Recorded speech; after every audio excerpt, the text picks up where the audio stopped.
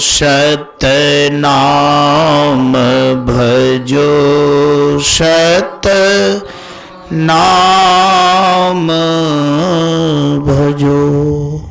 बोलिए प्रेम से सद्गुरुदेव की जय। अभी अभी हम सब लोग सुन रहे थे महात्मा राजू साहब जी से, बहुत अच्छी बात को श्रवण किए। बहुत कम शब्दों में, बहुत कम समय में बड़ी उच्च कोटि की बात सब लोग को सुनाए। ध्यान रखने योग्य बात है। वास्तव में कभी कभी बहुत बात ऐसा होता है कि कम शब्दों वाली बात भी जीवन को बदलने में समर्थवान हो जाता है। लंबी चौड़ी बात भी जीवन को बदलने में समर्थवान नहीं हो पाता है।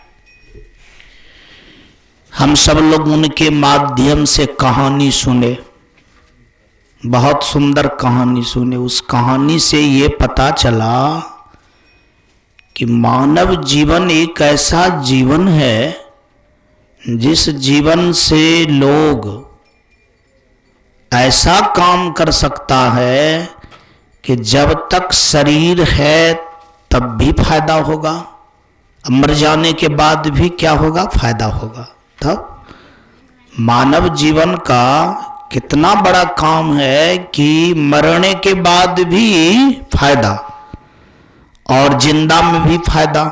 ऐसा काम में कोई अगर समर्थवान है तो मानव का जीवन है। लेकिन मानव अगर जब तक जिंदा है तभी ये तक के लिए सोचे, मरने के बाद की बात को ना सोचे, तब इसका मतलब है कि वो आधा काम कर पाए, आधा काम नहीं कर पाए। वही मानव श्रेष्ठ है संसार में, जो यहां का भी काम कर लेता है और वहां का भी काम कर लेता है। आधा काम करने वाले तो अधूरा हो गया, पूरा काम करने वाले व्यक्ति पूरा हुआ। कहा जाता है कि जिस जीवन में हम लोग जी रहे हैं उस जीवन में ऐसा कौन सा काम है जो मरने के बाद काम आता है। रोना न पड़े, मरने के वक्त किसी भी प्रकार की परेशानी न हो। अभी सुने ना कि सभी राजा रो रहे थे लेकिन वह राजा नहीं रोया, इसीलिए वो इधर का भी काम कर लिया और उधर का भी काम कर लिया। मैं सबसे एक प्रश्न करना चाहता हूं, सब लोग प्रश्न का कुछ अच्छा ढंग से सराग्राह्य बनिए। कि मान लिया जाए आपके घर पर झोपड़ी है और किसी ने आपसे बोले कि झोपड़ी तोड़ दीजिए तो मैं यहां महल बना दूंगा। झोपड़ी तोड़ दीजिए तो इसके बाद फिर मैं क्या करूंगा, महल बना दूंगा। यहां झोपड़ी रहने के लिए तब नहीं देंगे, केवल आपको तोड़ने की जरूरत है। तो आप कितना देर लगाएंगे तोड़ने में? आपको पता हो जाए कि झोपड़ी टूट जाने के बाद महल बनने वाला है तो आप कितना देर लगाएंगे तोड़ने में? मतलब जो कल तोड़ना था वो आज ही तोड़ देंगे, क्योंकि आपको पता है कि झोपड़ी टूट जाएगी तो यहां पर क्या हो जाएगा, महल खड़ा हो जाएगा। तो आपको झोपड़ी तोड़ने में क्या रोने की जरूरत है? तो क्या करने की जरूरत है? हंसने की जरूरत है। आपके अंदर में हंसी आएगी झोपड़ी तोड़ने के बाद, क्योंकि आपके अंदर में यह बात घूम रही है कि झोपड़ी अगर टूट जाएगी तो यहां पर क्या हो जाएगा, महल बन जाएगा। ठीक उसी प्रकार से जो मानव जीवन में पुण्य का काम करता है, धर्म का काम करता है, सत्य का काम करता है, उपकार का काम करता है, इसका फल जीवन में भी और मरने के बाद भी होता क्या है। अब जैसे कोई भी आदमी जीता है तो उसका कोई न कोई मकान है, कोई न कोई दुकान है, कोई न कोई धंधा है, उसके अनुसार लोग जीता है। और वो पुण्य भी क्या है, वो धर्म भी क्या है, उपकार भी क्या है, और उसको पता चल जाए कि मरने के बाद इनसे अच्छा दुकान मुझे मिलने वाला है, इनसे अच्छा मुझे घर मिलने वाला है, जो शरीर छूट जाएगा इनसे भी अच्छा शरीर मुझे मिलेगा, और उसको कॉन्फिडेंस हो जाए, तो वास्तव में उसको मरने वक्त दिक्कत। आज इनको ये कॉन्फिडेंस नहीं है, पता चले कुछ पता ही नहीं है, उसको लग रहा है कि अब मरने के बाद क्या होगा, और यदि ये मन में है कि क्या होगा, इसका मतलब है कि आपके जीवन में पुण्य का जो है ना ज्यादा उदय नहीं है, आपके जीवन में धर्म की कमी है, इसीलिए अंधेरा अंधेरा दिखता है। मैं बहुत मरने वालों को देखा हूं कि बुढ़ापा में जब मरने लगे तो हंसी खुशी से मरा, सबसे बात करके, बोल करके कि मैं मर रहा हूं, रामायण पढ़ते पढ़ते मरा। इसका मतलब है कि उनके दिमाग में है कि मैं गलत नहीं किया हूं, इसीलिए उनके अंदर में डर। आप लोग भी देखे होंगे बहुत आदमी को मरने वक्त डरता नहीं है, बहुत लोग डरता है, बहुत लोग को पता है कि मर जाएंगे तो क्या होगा, इसका मतलब है कि आगे अंधेरा है। और जब किसी को मरने वक्त डर नहीं होता है तो उसका आगे अंधेरा नहीं है, इसका मतलब है कि वो आदमी को लग रहा है कि मैं अच्छा किया हूं, परिणाम अच्छा ही होने वाला है। तो वास्तव में ऐसा अगर सोचते हैं कि मेरा परिणाम अच्छा आवे और इनसे भी बेहतरीन आवे, मैं आप सब लोग को सत्संग में सुनाया करता हूं कि जन्म से कोई आदमी अमीर होता है, जन्म से कोई आदमी गरीब होता है, जन्म से व्यक्ति बहुत अच्छा दिखने में होता है, जन्म से व्यक्ति बहुत कुरूप भी दिखने में होता है, जन्म से कोई 1000 बीघा वाला है, जन्म से कोई एक भी धूर जमीन नहीं है, जन्म से कोई बहुत बड़ा फैक्ट्री वाला है, कोई आदमी बनाना भी चाहता है तो नहीं बन पाता है। तो इसका क्या मतलब है? इसका मतलब है कि उस जन्म में वो इतना पुण्य किया है, उतना धर्म किया है कि उनको जन्मते जन्मते उनका भाग्य क्या है, 1 नंबर है। तो ऐसा भाग्य वाले जब व्यक्ति मरेगा तो उसको मरने वक्त क्या होगा, खुशी मिलेगी ना कि मुझे मेरा जो आगामी भविष्य है वो मेरा क्या है, 1 नंबर है। और जो व्यक्ति सब दिन अच्छा काम करता है वो आदमी को जिंदा में भी डर नहीं है, क्योंकि उनको है कि हम गलत किया ही नहीं, इसलिए मेरे साथ कोई गलत नहीं करेगा, मेरे साथ कोई आपत्ति नहीं आएगा। तो यहां का भी और वहां का भी जीवन अगर सुखी होगा, अच्छा होगा, वर्तमान और भविष्य भी, तो उसके लिए अपना लोग को ये बात को क्या करना है, मानना है कि हमें क्या करना है, सत्संग करना है। क्या करना है? कहा सत्संग जीवन का एक ऐसा अंग है कि जो आपको धर्म करने में, भक्ति करने में अग्रसर कर देगा। जैसे सत्संग एक ऐसा मेटर है, ऐसी शक्ति है, धर्म करने में, उपकार करने में, पुण्य का कार्य करने में आपको मजबूर कर देगा। नहीं, लोग कहता है क्या करें, मुझे पीटना पड़ा, मजबूरी थी मेरी, क्या करें, मुझे गाली देना पड़ा, मुझे क्या थी, मजबूरी थी। बात समझ आ रही है? वास्तव में सत्संग एक ऐसा चीज है जो आपको अच्छा करने में मजबूर कर देगा। अच्छा ही आप करेंगे, गलत नहीं करेंगे। सत्संग में इतनी शक्ति है, तो वो सत्संग है क्या? जो सत्संग में इतनी शक्ति प्राप्त हो जाए कि आप अच्छे करने में मजबूर हो जाएंगे, आपको करना ही पड़ेगा। देखिए, जनरल साधारण ढंग से धर्म नहीं होता है। साधारण ढंग से आप सोचेंगे भक्ति हो जाएगा तो नहीं हो पाएगा। जब आप मजबूर हो जाएंगे तो आपको करना ही पड़ेगा। जैसे बड़े से बड़े लोग मजबूर हो गया, लाचारी नहीं। जैसे महात्मा बुद्ध राजपाट को छोड़ करके, मान लिया जब बिहार के गाया में पीपल के पेड़ के पास भक्ति करने लगा तो उनकी लाचारी नहीं थी, क्योंकि वो सत्य को जब जान लिया, सत्य का जब संग किया, तो पूजा पाठ करने में, ध्यान करने में मजबूर हो गया।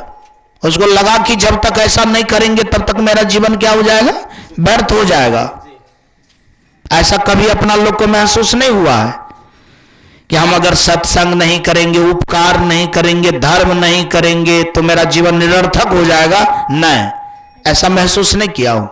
इसका मतलब है कि हम सब लोग सही सत्संग को नहीं समझ पाए, सही सत्संग को नहीं समझ पाए, जिसके कारण अपना लोग के अंदर में ये मजबूरी नहीं आई अच्छा करने का।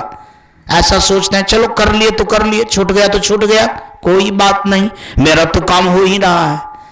तो इसका मतलब है कि हम लोग सही सत्य को समझ नहीं पाए, जिनके कारण अच्छा करना मेरे लिए बहुत खास बात नहीं रहा।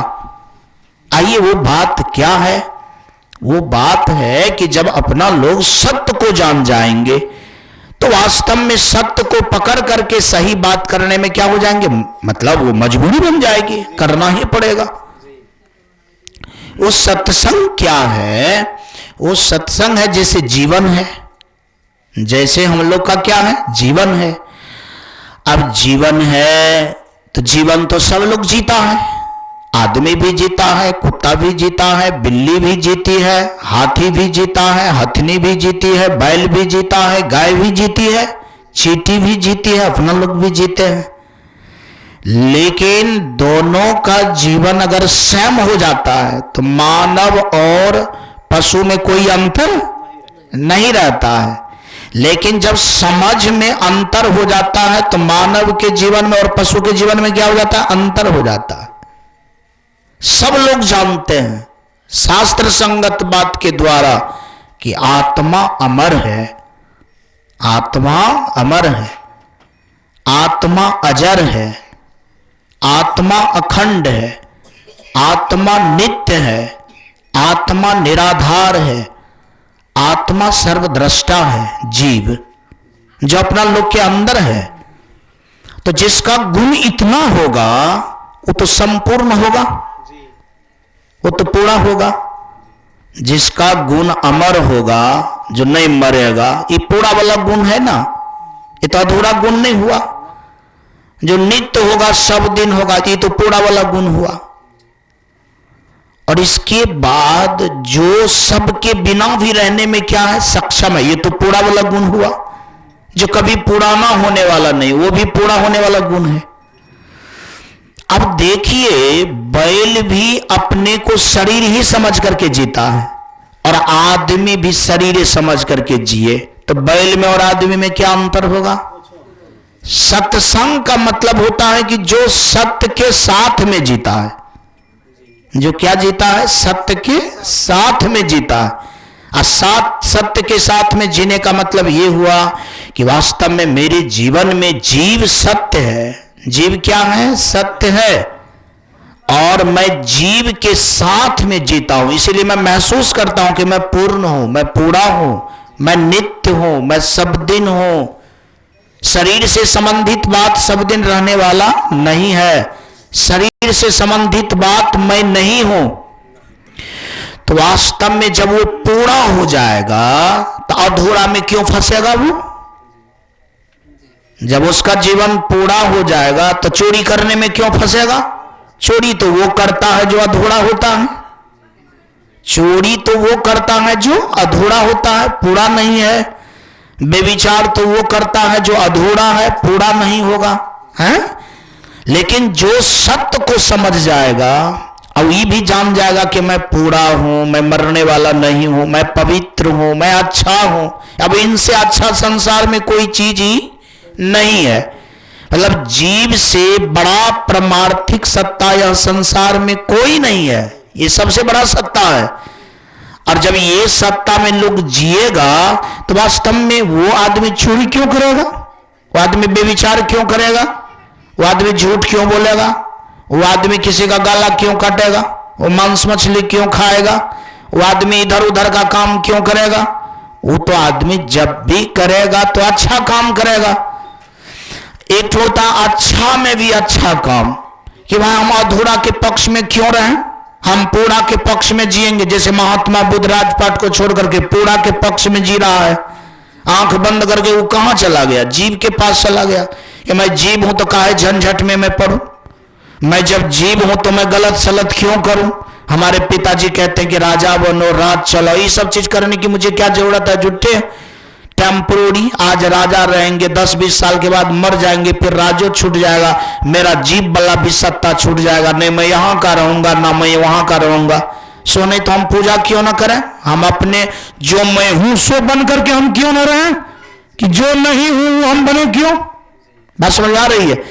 तो जो व्यक्ति इस बात को समझ लेगा तो जीव के पक्ष में जीना उसका क्या हो जाएगा, मजबूरी हो जाएगा। और जो इस बात को नहीं जानेगा तो शरीर के पक्ष में जीना उसके लिए मजबूरी हो जाएगा। बात समझ आ रही है। और जब ये लोग शरीर के पक्ष में जिएगा तो झूठा के पक्ष में जीविएगा तो झूठा बना देगा आपको। जैसन संगति करिए लोई, वैसे बुद्धि शरीरे होई। ये जब आप झूठ का संग कीजिएगा तो आपका जीवन क्या हो जाएगा, झूठा हो जाएगा। और जब सत्य का संग कीजिएगा तो आपका जीवन क्या हो जाएगा, सत्य हो जाएगा।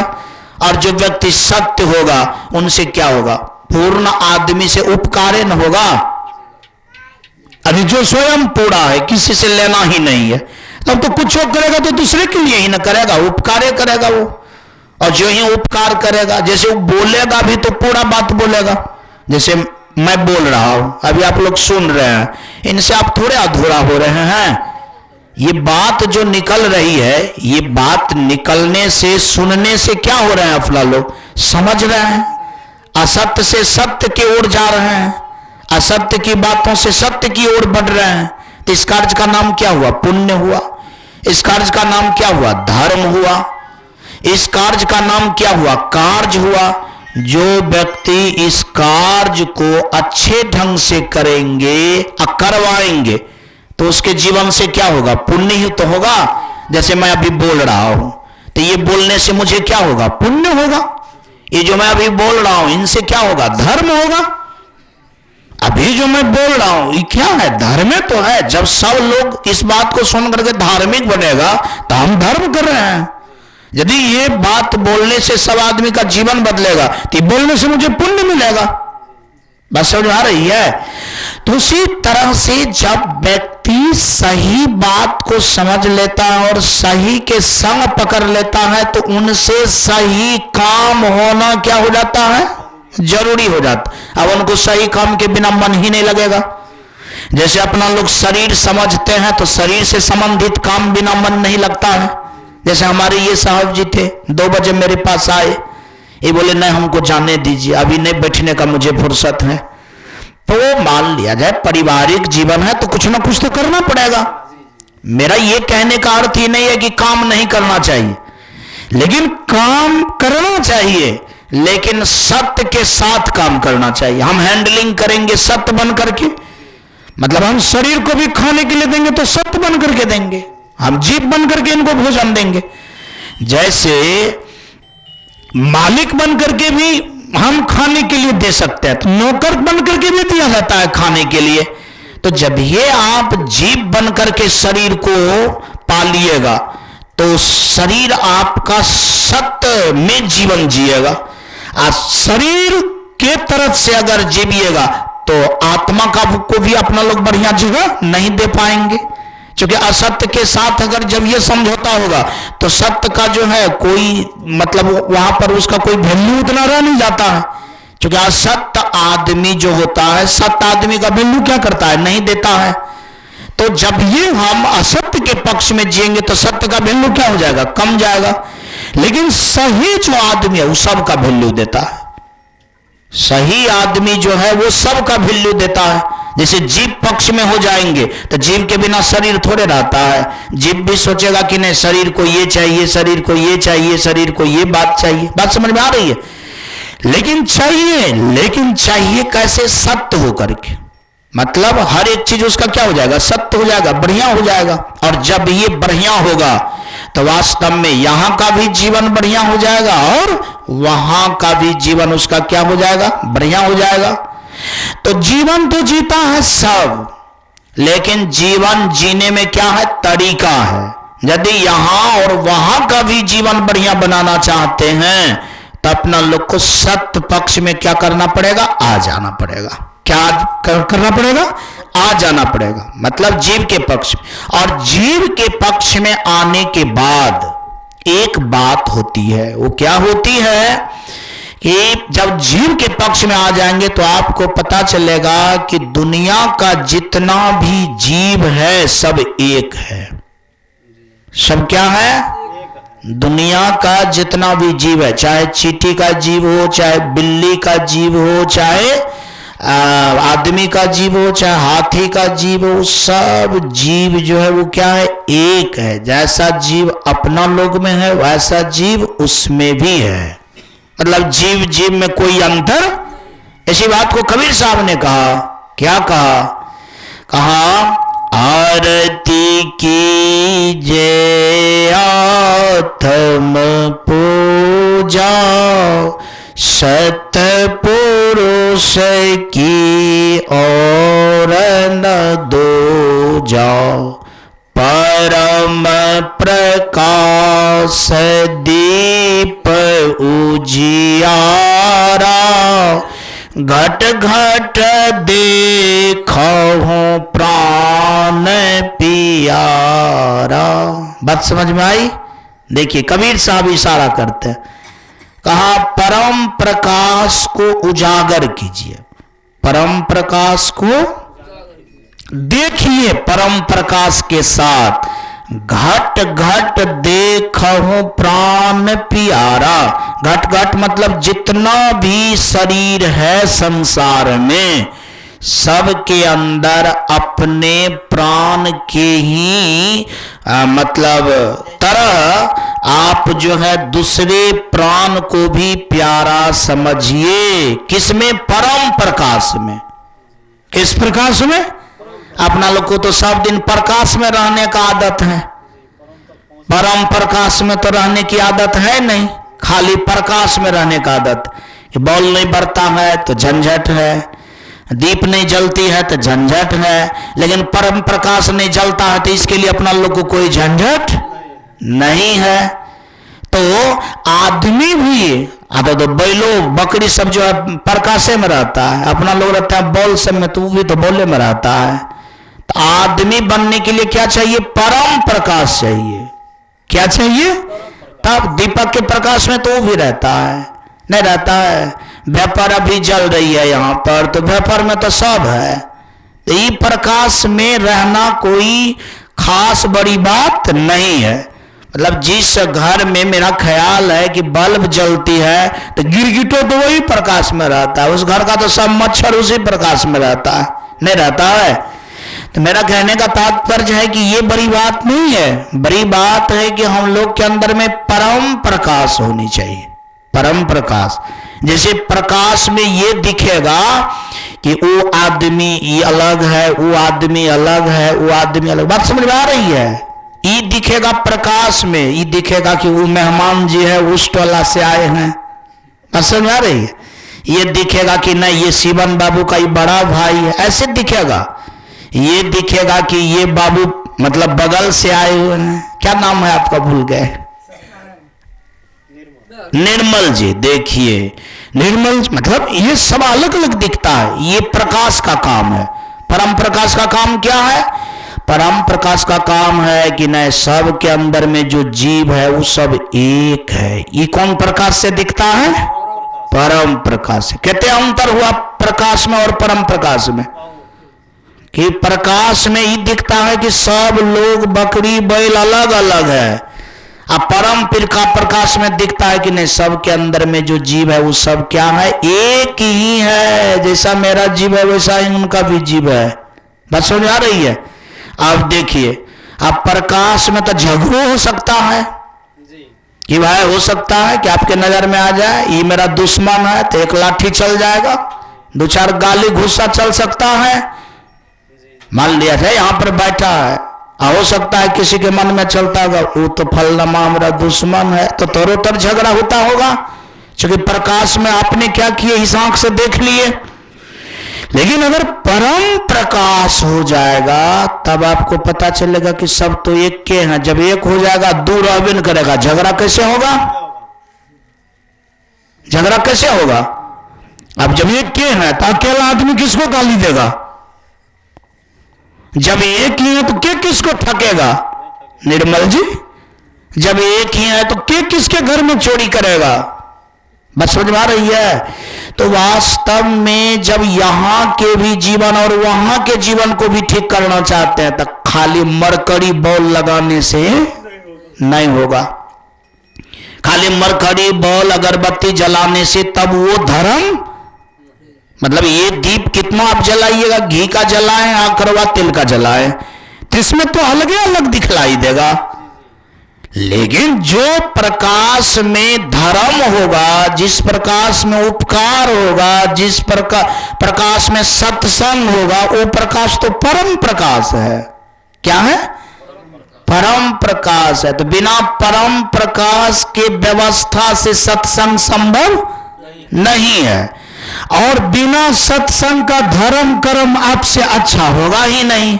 तो ना यहां का जीवन अच्छा होगा ना वहां का जीवन अच्छा होगा। बस समझ आ रही है?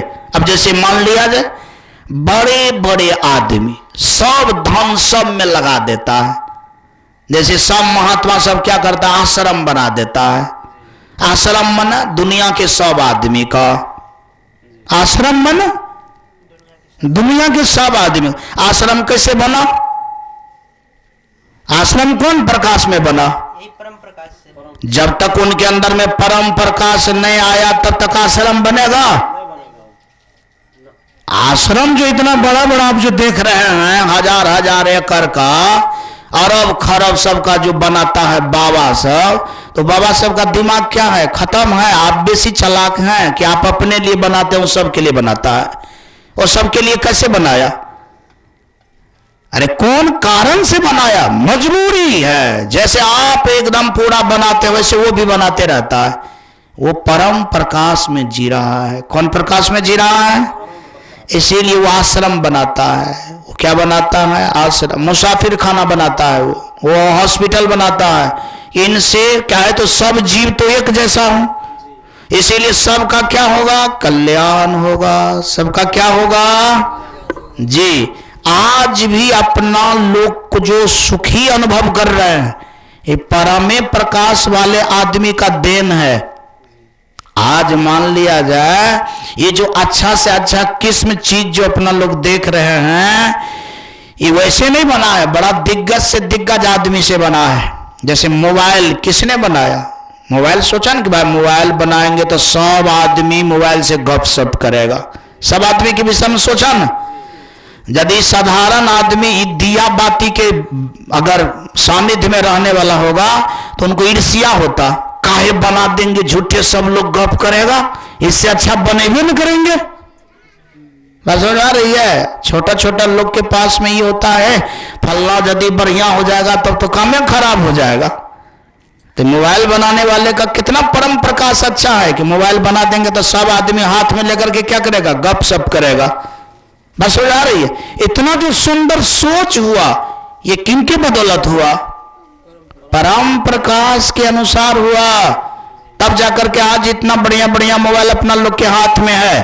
यदि ये परम प्रकाश उनमें नहीं होता तो आज इस तरह की बात आपको देखने को, आज अच्छा से अच्छा चीज का जो उपयोग कर रहे हैं वो कहां से बना है? परम प्रकाश से बना है।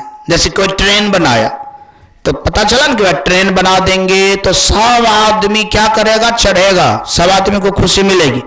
अब वो आदमी सोचता है कि हम अकेले इतना मेहनत करेंगे, चढ़ेगा सब, काहे हम बनाए झूठे, हम खाएंगे सूतेंगे कि हम यही सब काम करेंगे।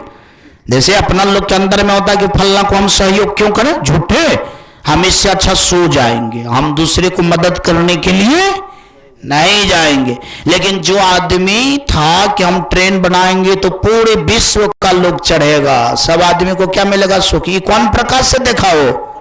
परम प्रकाश से। पहले सोच बना होगा तब ना ट्रेन बनी होगी। जो आदमी का इतना अच्छा सोच नहीं होगा वो आदमी क्या बना पाएगा?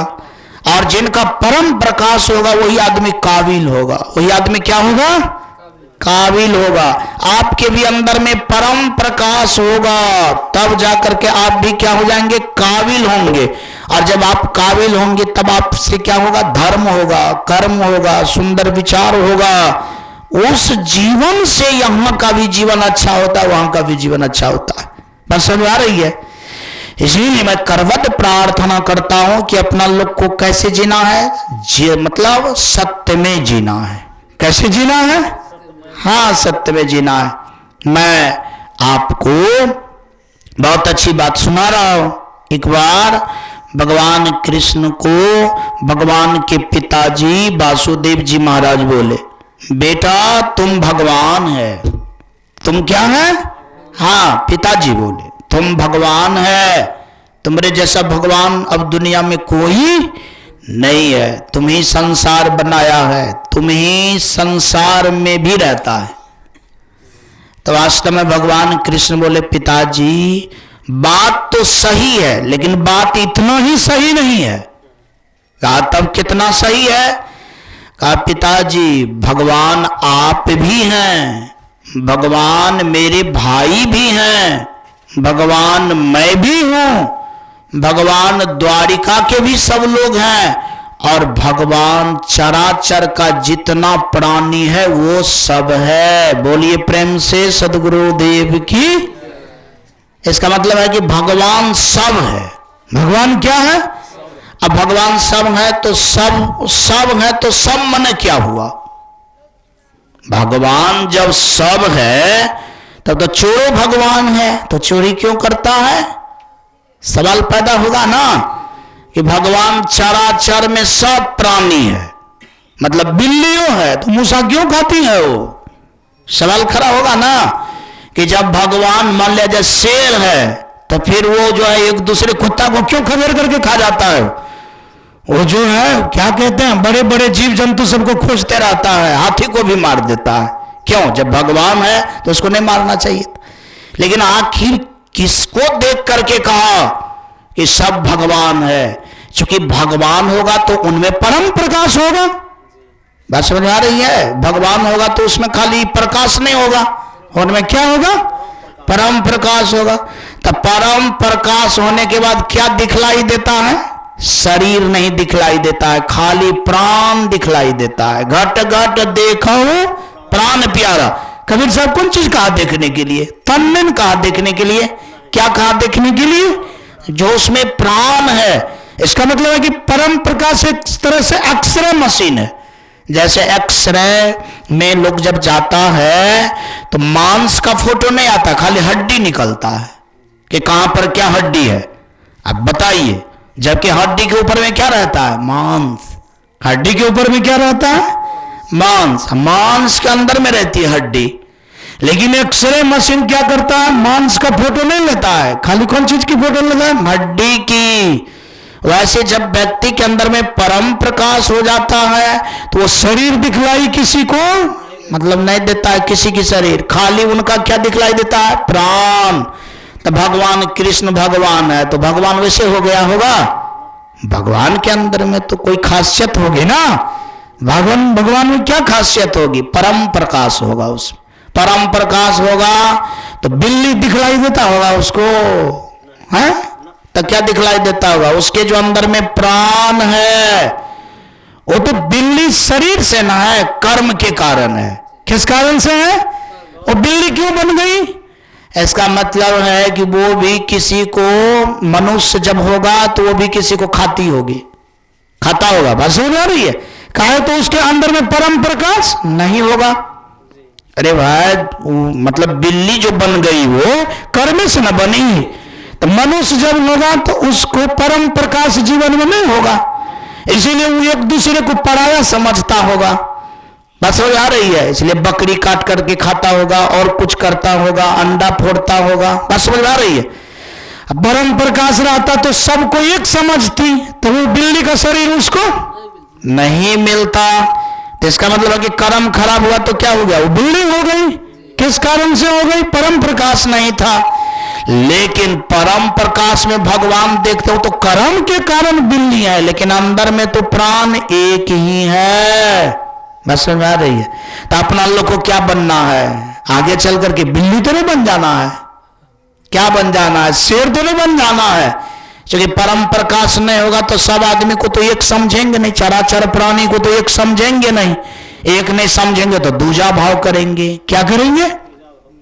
जब ये दूजा भाव किए तो क्या उसको माना जाएगा? अधर्म माना जाएगा कि धर्म? आप आंख क्यों बूंद रहे हैं? मान लिया जाए जीव सब एक है और किसी के साथ आप दूजा भाव करेंगे तो उसका नाम क्या होगा? धर्म की अधर्म होगा? है तब तो अधर्म हो जाएगा। दूजा भाव नहीं करना है तब क्या होगा? धर्म। इतना बड़का धर्म बिना परम प्रकाश से हो जाएगा? इतना बड़का धर्म तो परम प्रकाश से नहीं होगा। और जब परम प्रकाश होगा, जब धर्म होगा, तब आपसे किसी को दिक्कत नहीं होगी। जब किसी से दिक्कत नहीं होगी तो आपको भी दिक्कत देने वाला कोई नहीं रहेगा। बात समझ आ रही है? अब आप ही बताइए, अब इतनी बड़ी फार्मूला को जब तक अपना लोग अच्छा से नहीं समझ जाएंगे तब अपना लोग धर्म कैसे कर पाएंगे?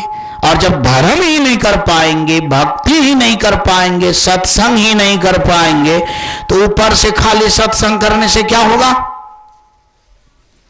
ऊपर से खाली सत्संग करने से क्या होगा? खाली मान लीजिए गीत गाएंगे, खाली क्या करेंगे? गीत गाएंगे, लोग को सुनाएंगे, और हम परम प्रकाश की ओर आगे नहीं बढ़ रहे हैं, या परम प्रकाश की कभी खोज नहीं कर रहे हैं। मतलब परम प्रकाश की कोई खोज नहीं है, और बिना परम प्रकाश की हमारी बात भी है, अब बिना परम प्रकाश का मेरा कर्म भी है, तो बात भी धर्म होगा? क्या बोल रहे हैं? अरे बिना परम प्रकाश की अगर बात होगी तो धर्म होगा? परम प्रकाश में बात भी होगी तब ना धर्म होगा। जैसे मान लिया जाए आप किसी का उपकार करेंगे, बोल करेंगे, तो आपके बोली में पावर रहेगा तब ना उपकार होगा। आपका बोली में परम प्रकाश नहीं है, ज्ञान नहीं है, तो आप बोलबो कीजिएगा तो क्या बोलिएगा? अच्छा बोल ही नहीं पाइएगा। आप कितनी कोशिश कीजिएगा तो अंधेरा ही होगा, वो प्रकाश होगा ही नहीं। बस समझ आ रही है? प्रकाश तब होगा उसमें जब आप परम प्रकाश के सानिध्य में रहते हैं, और जब ये परम प्रकाश के सानिध्य में रहेगा तो नरक वाला जो ये 3 द्वार है ये क्या हो जाएगा? डर से 9 2 11 हो जाएगा। क्या हो जाएगा? डर से हाँ भाग जाएगा कि भाई इनके अंदर में परम प्रकाश है, यहां रहेगा तो मार करके खंडा खराब कर देगा। हाँ यहां मेरा भाषा, क्योंकि गलत चीज जो है गलत का संग करता है। बस समझ में आ रही है? गलत चीज हर जगह नहीं रहेगा। गलत चीज परम प्रकाश के पास कैसे रहेगा? परम प्रकाश का मतलब होता है कि तीनों का नाशक, तीनों का। जैसे प्रकाश का काम है अंधेरा खाना, प्रकाश का काम क्या है? अंधेरा को खाना। वैसे परम प्रकाश का काम है बुराई को लापता कर देना। बुराई को क्या करना? अब जैसे जीव, अब जब मान लिया जाए परम प्रकाश में वो ये देखेगा कि सब जीव है, मैं भी जीव हूं, और जीव पूरा है, तो जब पूरा है तो उसमें लोभ कैसे होगा?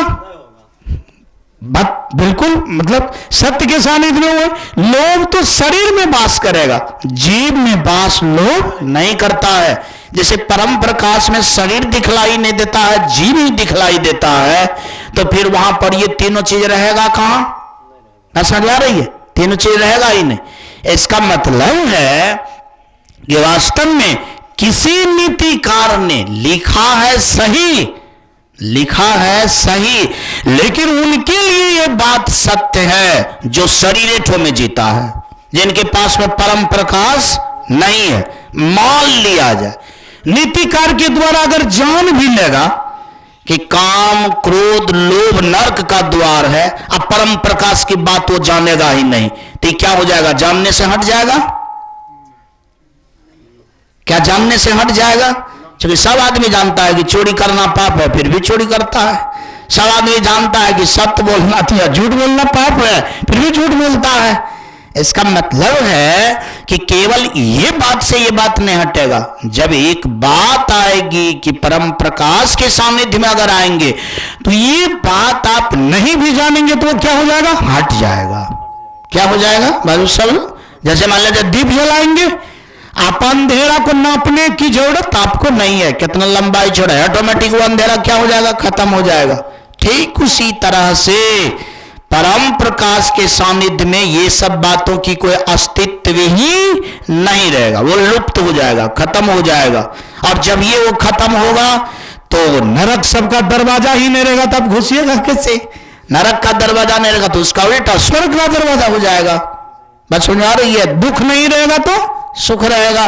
मतलब इसका मतलब है कि परम प्रकाश नरक के दरवाजा को तोड़ फोड़ करके हटा देता है, और उनमें इतनी सामर्थ्य है कि सत्य के दरवाजा क्या करता है, लगा देता है। बस समझ आ रही है?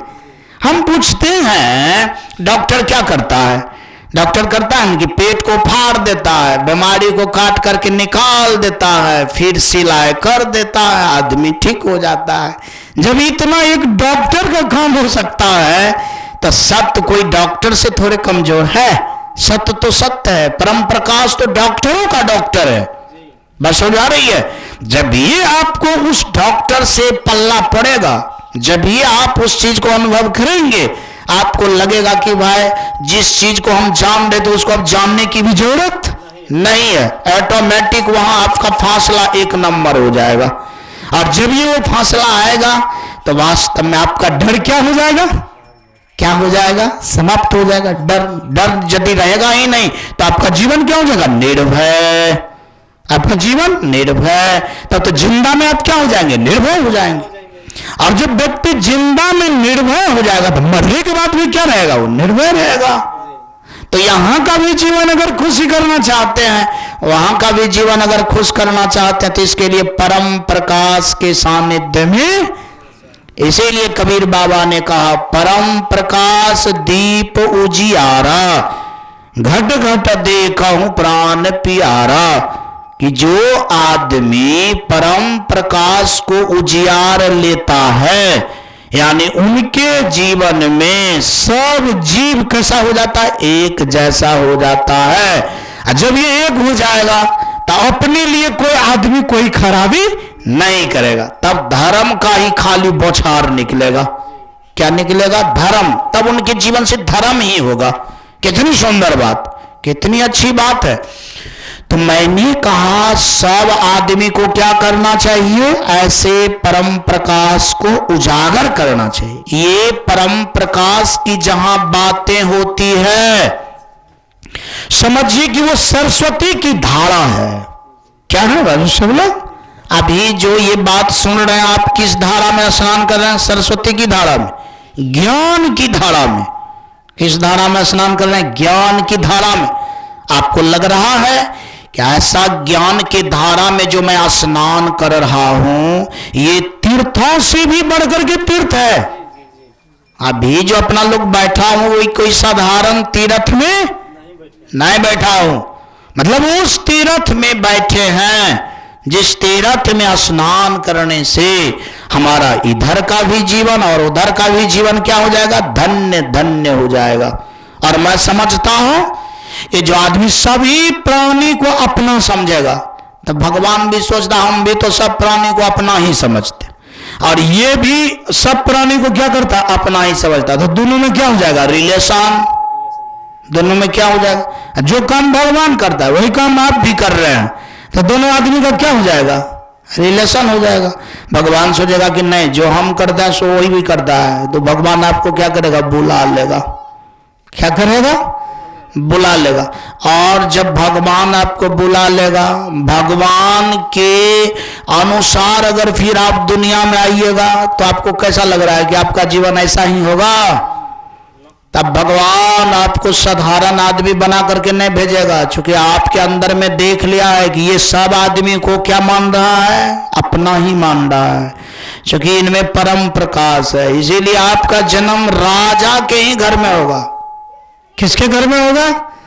या भगवान से आप कह दीजिएगा कि हम सभी प्राणी को अपना माने हैं, कोनो जन्म नहीं लेके हम आपके ही पास रहेंगे, तो ये भी बात को भगवान नहीं काटेगा। ये भी बात को भगवान काहे काटेगा? क्योंकि आपको बुलाया है, तो बुलाया है तो वो भी तो आपको पूछेगा कि भाई क्या चाहिए। अगर आप सोच लीजिएगा कि हम दुनिया में जाएंगे, तो फिर आप तो हिटलर बन करके आइएगा। आप मान लीजिए आपके मन में होगा कि नहीं भगवान हम आपके ही पास रहेंगे, तो जब भगवान आपको बुला लिया तो भगा थोड़े देगा, भगवान आपको अपने पास रख लेगा। बात समझ आ रही है? तो वास्तव में आप समझ सकते हैं कि ये परम प्रकाश कितनी ताकतवर है। इसका मतलब है कि परम प्रकाश के सानिध्य में रहना ही क्या है? सत्संग है। परम प्रकाश के सानिध्य में ही रहना सत्संग है। और सत्य में वो पावर है, जिस तरह से आग सारी कचरा को जला करके क्या करता है? राख कर देता है। वैसे परम प्रकाश शरीर के आवरण को क्या करता है? जला करके राख कर देता है। बात समझ आ रही है? जब भगवान कृष्ण ने कहा वासुदेव से कि पिताजी ये चराचर सब भगवान ही है, तो वासुदेव सोचा कि तब मेरा बेटा तो कोई नहीं है, या मेरा कन्या तो कोई नहीं, सब तो भगवान है। सब क्या है? मतलब मैं तो सोचा था कि हमारा बेटे तो भगवान है, आज हम सुन रहे हैं कि हमारा कन्या भगवान है, हम भी भगवान है।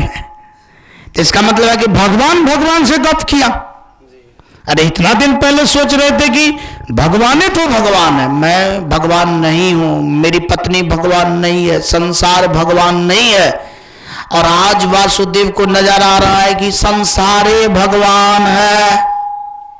बात समझ आ रही है? तब तो फिर सब भगवान है, तो एक हो गया। क्या हो गया? तो जब सब भगवान है तब बाप बेटा का रिलेशन क्या हो गया? खत्म। बाप बेटा वाला जो रिलेशन था कि ये बाप है ये बेटा, अब तो वहां एक बात हुई कि सब भगवान है। सब क्या है? भगवान है। अब कन्या दूल्हा वाला रिलेशन क्या हो गया? वासुदेव का खत्म, क्योंकि बेटा ने कहा कि भाई सब भगवान है। सब क्या है? या तो आप भगवान समझिए या जीव समझिए, बात क्या है? एक ही। कांटा गिरेगा वही, लाभ होगा वही। लाभ क्या होगा? वही होगा। अब देखिए, अब जो है वासुदेव को जब ये परम प्रकाश हुआ कि सब भगवान है, तब उसको अपना पराया वाला भेद क्या हो गया? खत्म हो गया। मतलब चिंता जो होता था, पत्नी कैसे रहेगी, बेटा कैसे रहेगा, ये दुनिया कैसे रहेगा, बस समझ में आ रही है? उनका ये टेंशन क्या हो गया? खत्म। अब तो सोचा कि जब सब भगवान है तो किसी के विषय में कोनो टेंशन करने की जरूरत नहीं है। तो उनके अंदर में जो नानात्व बुद्धि थी, नानात्व का तात्पर्य जो होता है विभिन्न विभिन्न प्रकार से, जैसे निर्मल के मन में होता है कि मेरी माँ है, वो मेरे पिता है, ये चाचा है, ये दादा है ना? इसको कहते हैं नानात्म बुद्धि। मतलब नाना प्रकार की बात आपके दिमाग में है, लेकिन जब ये वो एक हो गया तो ये नानात्व वाला जो बुद्धि था वो क्या हो गया? खत्म हो गया। क्या हो गया?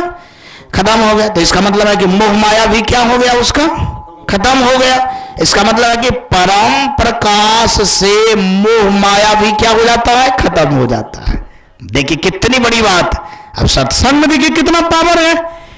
सत्संग में कितना पावर है कि एक बार सत्य का शरण गए और वास्तव में मोह माया अपना पराया भी क्या हो गया? खत्म हो गया। इसका मतलब है कि जब व्यक्ति को सही गुरु मिल जाता है और सही प्रभु मिल जाता है तो वहां संसार क्या हो जाता है? एक हो जाता है। संसार क्या हो जाता है? एक हो जाता है। और जब संसार एक हो गया तो दूजा भाव ही क्या हो गया? समाप्त हो गया। जब दूजा भाव ही नहीं रहेगा वहां कौन सा बुराई हटेगा? आप बोलिए। जब दूजा भाव ही नहीं, क्या किसके लिए करेगा? आज जो अपना लोग बहुत वर्क करते हैं, सोचते हैं कि उनके पास बहुत पैसा हो गया तो हमारे भी पास में होना चाहिए, तो ये तो मैं तुम्हारा, ये सब दूजा भाव है इसीलिए ना।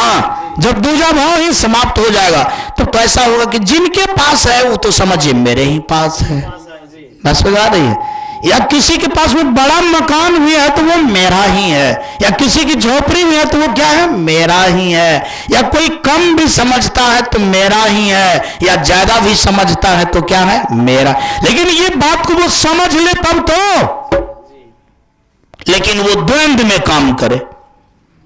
मान लिया जाए वो यदि काम करता है तो द्वंद्व, तो इसका मतलब है कि उनके पास में ज्ञान नहीं है, परम प्रकाश नहीं, फिर भी वो धर्म नहीं होगा। धर्म तो होना चाहिए कि ये बात खत्म हो जानी चाहिए, तब ही हो पाएगा। अब जैसे मान लिया जाए जब तक ये बात समाप्त नहीं हो जाता है तब तक वो बात क्या है, अंधेरा है। वो बात क्या है, अंधेरा है। आज जो बड़ा से बड़ा शास्त्र में बात है वो बात आज भी लोग सुनता है। जैसे रामायण की बात आज भी लोग सुनता है, महाभारत की बात लोग आज भी सुनता है, कबीर साहब के बीजक की बात लोग आज भी सुनता है। क्यों सुनना पड़ता है? इसीलिए कि वो परम प्रकाश से निकली हुई वाणी है। किन से वाणी निकली हुई है? हाँ, मान लिया जाए ऐसी सभी बातें अच्छी होती है, लेकिन वास्तव में परम प्रकाश युक्त जो बात होती है वो सबसे अच्छी होती है। क्या होती है? सबसे अच्छी होती है। मतलब साधु संत के पास क्यों बैठना चाहिए? क्या कारण है कि संसार के लोग के पास में अगर बैठिएगा तो उनके बात में अंधेरा है और साधु के बात में क्या है? प्रकाश है।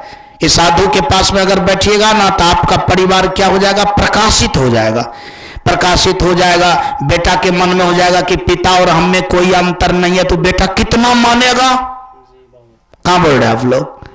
मान लिया जब बेटा के मंदिर में हो जाए कि नहीं जो मैं हूं वही मेरा, ये भी है, पिताजी वह बूढ़ा भी है, तो वो जितना अपने को देखेगा उतना आपको भी देखेगा। अब दूजा भाव रहेगा क्या है, बूढ़ा लोग आज कन्या फुचिया जीते, मैं समझ आ रही है? तो इसका मतलब है कि अंधेरा में चल रहा है कि प्रकाश में चल रहा है। हाँ, वो बेटा आपको कितना क्या करेगा? वो करेगा। लोग कहता है कि जिंदा में आग लगा करके बेटा क्या करता है? मारता है, मतलब जलाता है। लेकिन मरने से भी पहले जो बेटा अंधकार होगा वो तो बातों विचार से आपको जलाता रहेगा। बात समझ में आ रही है? और एक बात कान खोल करके सुन लीजिए, परम प्रकाश के बिना जो जीवन होता है वो बिना आग का भी आग होता है, बड़ा दुख देने वाला होता। उनका एक एक विचार दुख देगा, उनका एक एक बात दुख देगा, उनका एक एक कार्य दुख देगा, क्योंकि वो दूजा भाव में चलेगा। किस भाव में चलेगा? दूजा भाव में चलेगा। अब जैसे आप कहिएगा, अभी सुने थे आप लोग कि क्रोध करने से ये जो समता होता है खत्म हो जाता है। एक बात जानते हैं आप कि आपको यदि पल्ला पड़ जाएगा और परम प्रकाश अगर नहीं रहेगा तो वास्तव में आप परम प्रकाश वाले क्या करते हैं? या तो हट जाता है या नहीं तो उनमें परम प्रकाश दे देता है। एडजस्ट कहीं भी संभव नहीं है। अंधेरा में और प्रकाश में आज तक एडजस्ट नहीं हुआ है। इसलिए केवल ये बातों से समता नहीं आ सकती है। ये समता तब आएगा जब सब में परम प्रकाश रहेगा, तो दूजा भाव नहीं रहेगा। दूजा भाव नहीं रहेगा तब क्रोध नहीं होगा। बस समझ आ रही है? जब ये दूजा भाव होगा क्रोध होगा ही। क्या होगा? क्रोध होगा ही। अब जैसे बड़े बड़े महापुरुष में क्रोध क्यों नहीं होता है? तो एक तो दूजा भाव नहीं रखता है, दूसरी जो ये बात को समझता नहीं उनके पास नहीं रहता है। इसके लिए बड़ा सर्कुलर नियम बना है कि मूर्खों के साथ से भला अकेला है। मैं समझ आ रही है? ऐसा क्यों कहा? वो भी तो कोई ज्ञानी इनका है ना।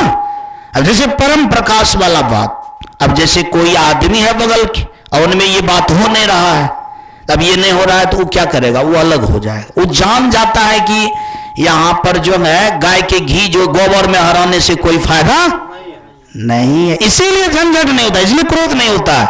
लेकिन जिनके पास में परम प्रकाश नहीं है वो तो आदमी भाई यार ये है तो हिस्सा खोजेगा। क्या खोजेगा? जरा सा इधर उधर होगा तो काम गड़बड़ाएगा। बस समझा रही हूं? होगा तो क्योंकि परम प्रकाश नहीं ना है। परम प्रकाश, अब एक के पास परम प्रकाश रहेगा और के पास नहीं रहेगा तो दुख बढ़ जाएगा। जैसे राम जी को वन में भेज दिया गया, बात सही है, लेकिन लक्ष्मण में परम प्रकाश था तब न साथ में चला गया। एकम बड़ा सपोर्ट हुआ। कहां बोल रहे हैं आप लोग? अगर लक्ष्मण नहीं जाता, मान लिया जाए सब अंधेरे में रहता, इधर लक्ष्मण नहीं जाता तो राम का मुंह कैसा हो जाता?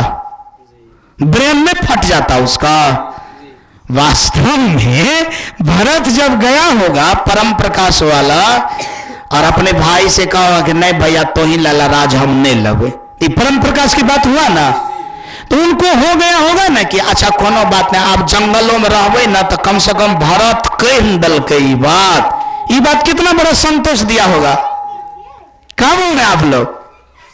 अरे भाई ये बात कितना बड़ा संतोष दिया होगा। जैसे भरत जो गया था, पैरवी कर रहे थे राम से कि भैया को बोल दीजिए मतलब अयोध्या आने के लिए, मतलब ये जो है जंगल में नहीं रहेगा। बात समझ आ रही है?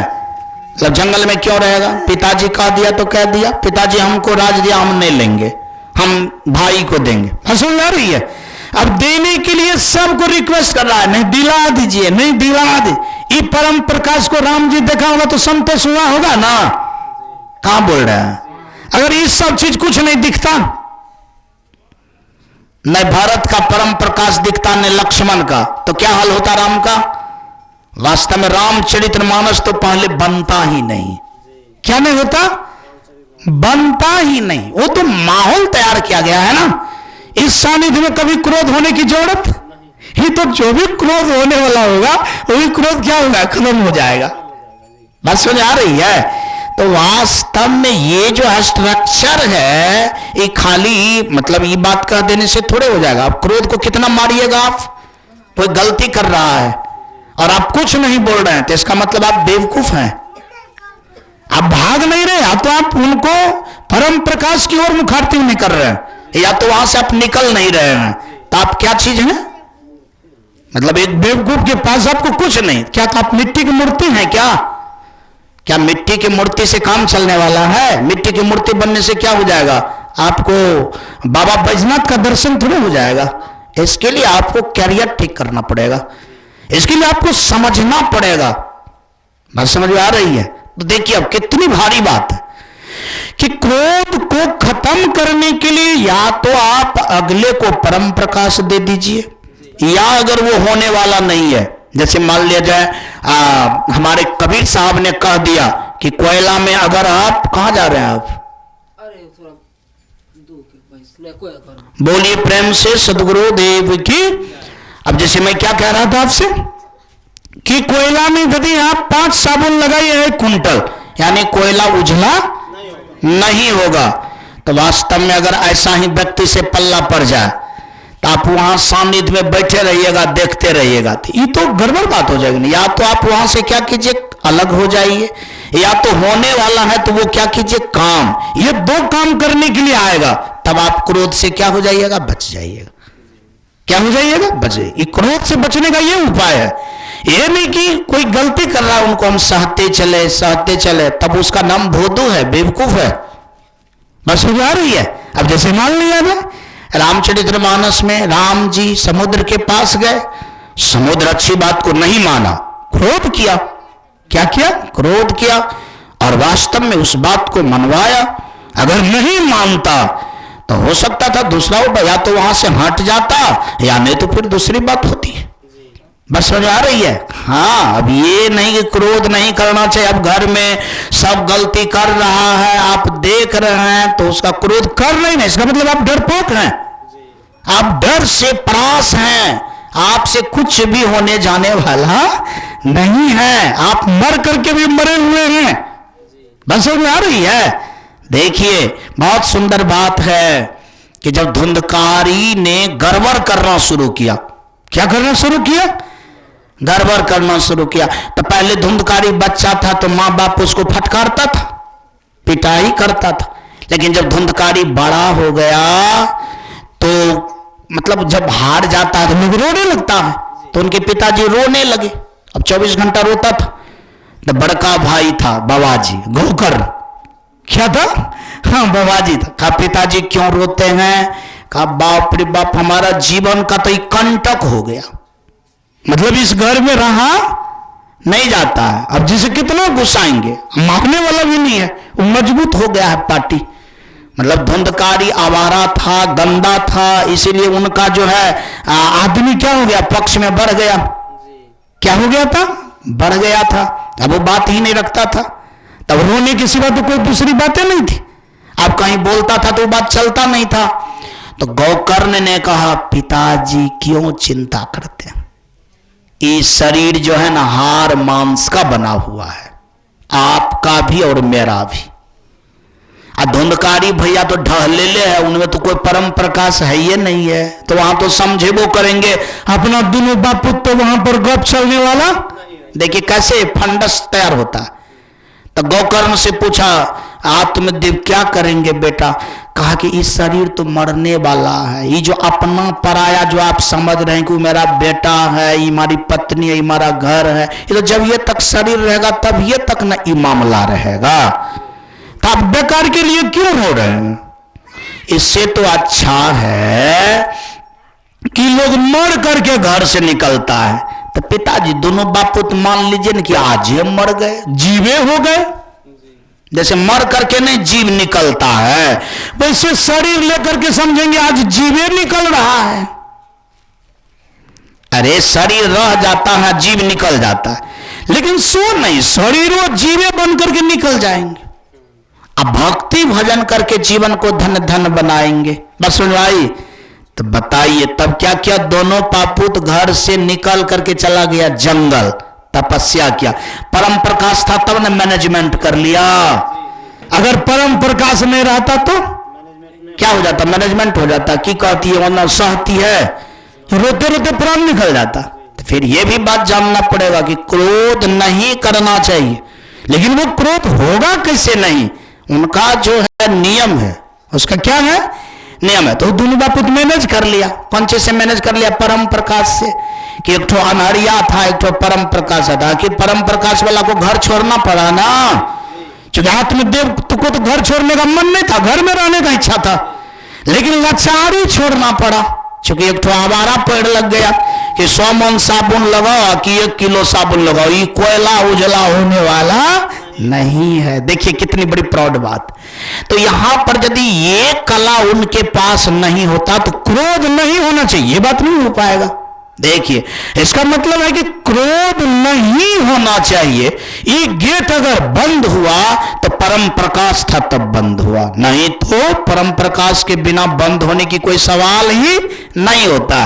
अब देखिए, अब गोकर्ण ने, आत्मदेव ने क्रोध की बात को बंद किया या चिंता की बात को बंद किया, मान लिया जाए, तो बंद करने के लिए तो घर से क्या करना पड़ेगा? निकलना पड़ा, त्याग करना पड़ा। क्या करना पड़ा? आज यदि मान लिया जाए उनके पास में ज्ञान नहीं होता, ये बात दिमाग में नहीं अटता उसको भी, तो फिर क्रोध की द्वार बंद होने वाला था। है कौन चीज है ये? क्या कहते हैं? 52 फाटक है कि गुना करके नीचा कर देगा तो बंद हो जाएगा। वास्तविक फाटक नहीं है, ये कोई दरवाजा की तरह गेट नहीं है। जैसे अपना लोग गेट कह दिए तो गिरीले वाला गेट है, ऐसी थोड़ी है। मतलब ये जो स्टैंडर्ड है, बहुत बड़ा स्टैंडर्ड है। इसीलिए इन बात को मूल्यांकन करना पड़ेगा कि आखिर क्रोध का नाश होने का क्या मार्ग है। अब जैसे मान लिया जाए आप घर में रहते हैं और आपके घर में आप कमजोर हो जाएंगे, घर के सारा सदस्य कारगर हो जाएगा, वो इधर उधर करेगा, तो आपका क्रोध बंद नहीं होगा, कुहरिएगा। मरने का 6 महीना में तो मर जाइएगा, 3 महीना में ही हो सकता है, लेकिन इसका निवारण हो जाएगा स्वभाव। आज संसार के लोगों में क्या है? डर के कारण लोग उस बात को क्या करता है? कुहर लेता है, उस बात को क्या करता है? बर्दाश्त कर लेता है। लेकिन वास्तव में सत्य बर्दाश्त करना नहीं सिखाता है, सत्य उनसे संघर्ष करना सिखाता है। सत्य का तात्पर्य होता है या तो त्याग लाइए या तो उसको बदल दीजिए, या तो क्या करना है? त्याग कर देना है, हाँ, या तो बदल देना है। तो बदल देने से भी आप अच्छे हो जाएंगे और त्याग करने से भी आप क्या हो जाएंगे? तो ये बात आपके अंदर में बहुत कारगर होनी चाहिए। क्या होनी चाहिए?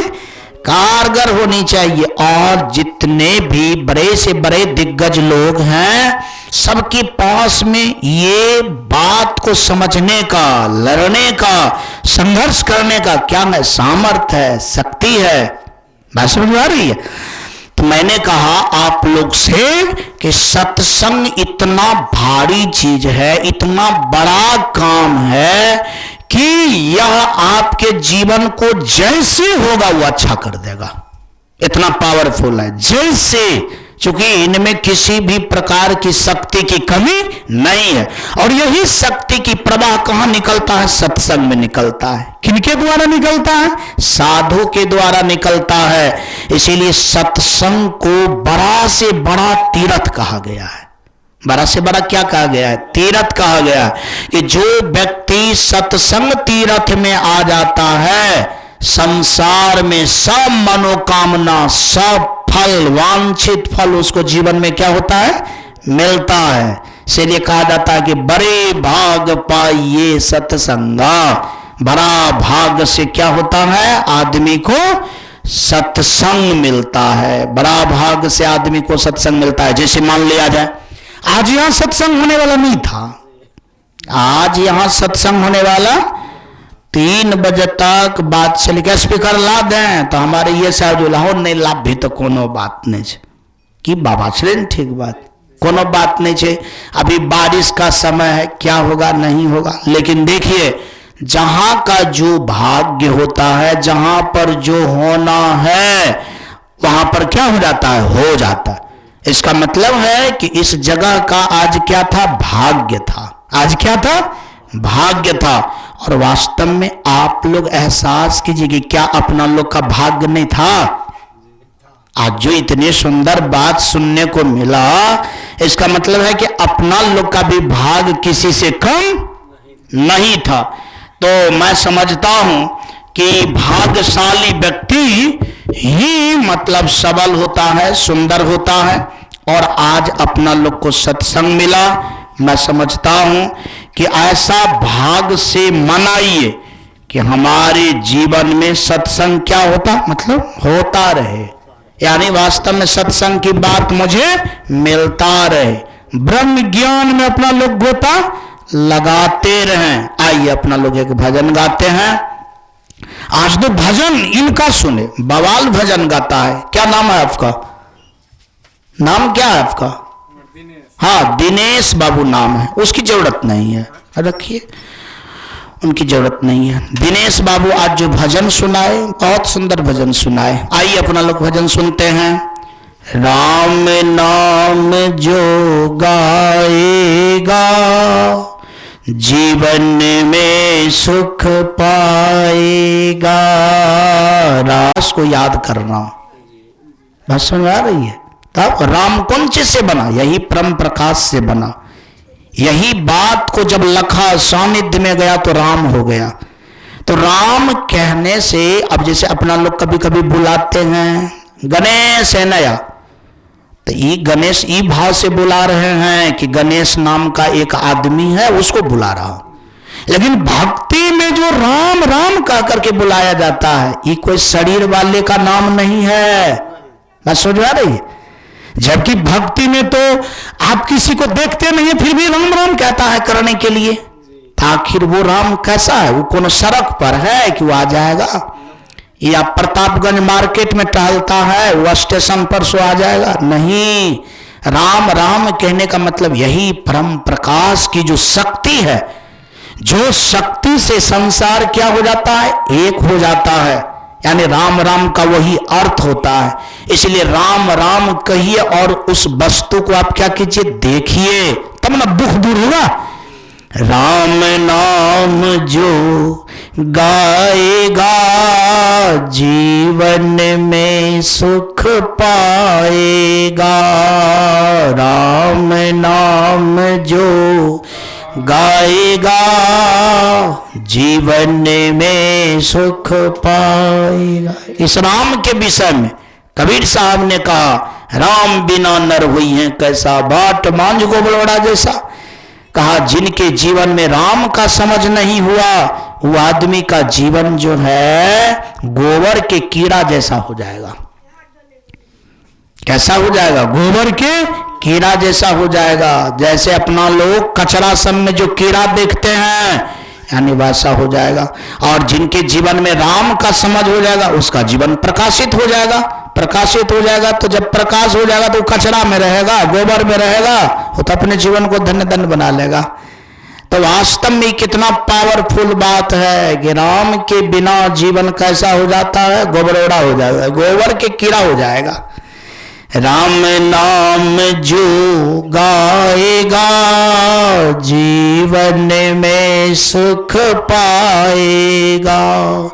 राम नाम जो गाएगा जीवन में सुख पाएगा। राम नाम की महिमा भारी, मन से गाए जो नर नारी। नर भी गा सकते हैं, नारी भी गा सकती है। यानी राम नाम ऐसी बात नहीं है कि केवल पुरुष गाएगा स्त्री नहीं गाएगी, सो बात नहीं, दोनों के लिए बात बराबर है। हो सकता है राम नाम का मतलब अगर पुरुष होता तो नारी को गाने में लाज भी होती कि भाई हम दूसर पुरुष के नाम कैसे लेंगे। यहाँ तो पुरुष नारी की सवाल है नहीं, यहाँ तो परम प्रकाश की सवाल है, शक्ति का सवाल है। बस सुन आ रही है जी। इसीलिए इनको नारी भी गा सकती है और नर भी गा सकता है। राम नाम की महिमा भारी, राम नाम की महिमा भारी, मन से गाए जो नर नारी, मन से गाए जो नर नारी। जन्म सफल हो जाएगा, जीवन में सुख पाएगा। जन्म सफल हो जाएगा, जीवन में। मान लीजिए आप भर दिन काम करते हैं, सुबह से उठते हैं, रात में काम करते करते खा जाते, मतलब खा करके सो जाते, और एक बार भी आप ये शक्ति का गुणगान नहीं करते, एक बार, तो आपका जीवन क्या हुआ बताइए? आपकी जीवन की क्या विशेषता? कैसे समझा जाएगा कि आप आदमी हैं? कैसे समझा जाएगा कि आप आदमी हैं? मतलब पशु में और आप में क्या अंतर हुआ? जब अंतर ही नहीं हुआ तो क्या, बस इतना ही कि हम लोग दाल भात खाने वाले पशु हैं और वो जो है गुंडा और कुट्टी सानी खाने वाला पशु है। खाने का केवल अंतर है। उनको 4 पैर है, अपना लोग को 2 टांग है, 2 हाथ है। अगर गुड़क जाएंगे तो 2 हाथ अगला टांग हो जाएगा और 2 टांग पिछला वाला हो जाएगा। अंतर तो इतना ही, और कोई तो अंतर है नहीं। वो 4 पैर से चलता, अपना लोग 2 पैर से चलता हूं। वो भी किसी झोपड़ी में सोता है, अपना लोग थोड़ा सा महल में सोता है, लेकिन स्टैंडर्ड क्या हुआ? 1 हुआ। लेकिन जब ये गुणगान हो जाएगा, ये समझ अगर हो जाएगा, तब 2 हो जाएंगे। तब अपना लोग को परम प्रकाश वाला सुख मिलेगा, और उनको तो केवल दुनिया वाला सुख मिलता है, परम प्रकाश वाला सुख तो मिलता नहीं है। वो तो अगला जन्म को बढ़िया नहीं बना पाएगा, अपना लोग अगला जन्म को भी बढ़िया बना लेंगे। लेकिन यदि ये ज्ञान नहीं है तो क्या ये खाली दुनियावी काम करने से अगला जन्म बढ़िया हो जाएगा? क्या बोल रहे हैं आप? खूब काम करते हैं, खूब काम करते रहिए, क्या हो जाएगा? आपको परम प्रकाश का सुख मिल जाएगा? नहीं मिलेगा। कहां जा रहे हैं दिनेश बाबू? और 5 मिनट। राम नाम की महिमा भारी, राम नाम की महिमा भारी, मन से गाए जो नर नारी, मन से गाए जो नर नारी। जन्म सफल हो जाएगा, जीवन में सुख पाएगा। राम नाम जो गाएगा, जीवन में सुख पाएगा। सहज भाव से सुमिरन कर ले। लोग क्या करता है, भगवान के भजन को भार समझता है। हाँ, भगवान का तो भजन करना पड़ेगा, काहे के लिए गुरु कर लिए। गुरु कहता है डेली सत्संग करो, डेली सत्संग करो, मुझे फुर्सत ही नहीं मिलता है। बेकारी बाबा जी के पल्ला में पड़ गए, बस हो जा रही है। लेकिन वास्तव में महात्मा जी के पल्ला में पल्ला नहीं है, वो पल्ला आपका छट रहा है, पल्ला आपका क्या कर रहा है, झड़ रहा है। और उल्टे लोग सोचता है कि बाबा जी के पल्ला में पड़ गए। समझ में आ रही है? सच में महात्मा की जो वार्तालाप होता है, महात्मा का जो कार्य होता है, वो पल्ला नहीं है। उनसे पल्ला विपत्ति क्या होता है, समाप्त होता है। इसीलिए भगवान के भजन में सहज होनी चाहिए। अपना लोग कभी कभी देखौसी करता है, फलना कर जुदा मुंह क्या लीजिए, सहज नहीं हुआ तो देखौसी करता था, असहज हुआ कि देखते हैं तब आप करते हैं। सहज का मतलब हुआ कि हम इस कार्य को अपना समझ करके स्वयं करेंगे, चाहे कोई करे चाहे न करे, इसका नाम सहज है। चाहे घर में कोई माने चाहे नहीं माने, हमको करना है। ये हुआ सहज। सहज का मतलब हुआ कि करने में कोई दिक्कत नहीं है, भारी महसूस नहीं कर रहे हैं। बात समझ आ रही है? कोई नहीं, बड़ा हल्का महसूस करते हैं कि जब करते हैं तो सोचते हैं हम अपना काम कर लिए। क्या कर लिए? हाँ, जब तक ये नहीं किए तब मन एकदम कचमच करता है कि मेरा अपना काम छूट रहा है, मेरा अपना काम छूट रहा है। बात समझ आ रही है? जो आदमी इस भाव से साधु के साथ में रहता है उसका नाम है साधु संग। उसका नाम क्या है? हाँ, संगत की जय साधु की, हरे ओट की व्याधि, आवोची संगति क्रूर की आठों पर व्याधि। जो इस भाव से संगत नहीं करता है महात्मा का, उनको साधु का फल जीवन में नहीं मिलता है। याद रखिए, साधु का भी संग करने के लिए आपके पास में कैपेसिटी होनी चाहिए, माथा में गुद्दा होना चाहिए। जब तक आपके माथा में गुद्दा नहीं होगा तब तक साधु का संग नहीं हो पाएगा। साधु के संग क्यों रहना चाहिए कि हाँ साधु बाबा के पास में परम प्रकाश है, चेतना है, वहां रहेंगे तो हम भी जग जाएंगे। हम भी क्या करेंगे? और जब आप जग जाएंगे तो फिर आपके पास में कोई चीज की कमी नहीं रह जाएगी।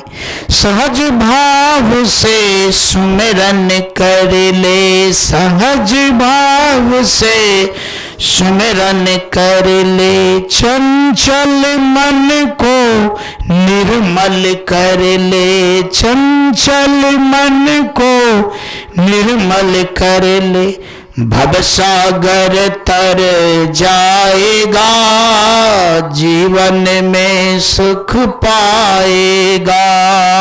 राम नाम जो गाएगा जीवन में सुख पाएगा। राम नाम जो गाएगा जीवन में सुख पाएगा। सृष्टि का आधार प्रभु है, सृष्टि का आधार प्रभु है, करन करावन हार प्रभु है, करन करावन हार प्रभु है। सब संभव हो जाएगा, जीवन में सुख पाएगा। राम नाम जो गाएगा जीवन में सुख पाएगा। राम नाम है केवल अपना, राम नाम है केवल अपना, माया मोह जगत सब सपना, माया मोह जगत सब सपना, सब संभव हो जाएगा, जीवन में सुख पाएगा। राम नाम जो गाएगा जीवन में सुख पाएगा। मैं इनसे संबंधित एक कथा कहता हूं, मतलब कबीर साहब की वाणी है, कबीर साहब से सम्मत ये बात। कबीर साहब सोचते हैं कि सबका जीवन धन्य धन्य हो, सबके जीवन में परम प्रकाश हो, सबका जीवन सभी ढंग से सुखी हो। सभी ढंग से तो समझ रहे हैं, जैसे भीतर से भी और बाहर से। कितने लोग का बाहर से जीवन सुखी रहता है, भीतर से नहीं रहता है। कितना लोग का भीतर से रहता है तो बाहर से नहीं रहता है। बहुत बात। तो सबका जीवन सुखी हो, इनके लिए महापुरुष शुभकामना करते हैं। एक राजा था इब्राहिम सुल्तान। क्या नाम था? इब्राहिम सुल्तान नाम का राजा था।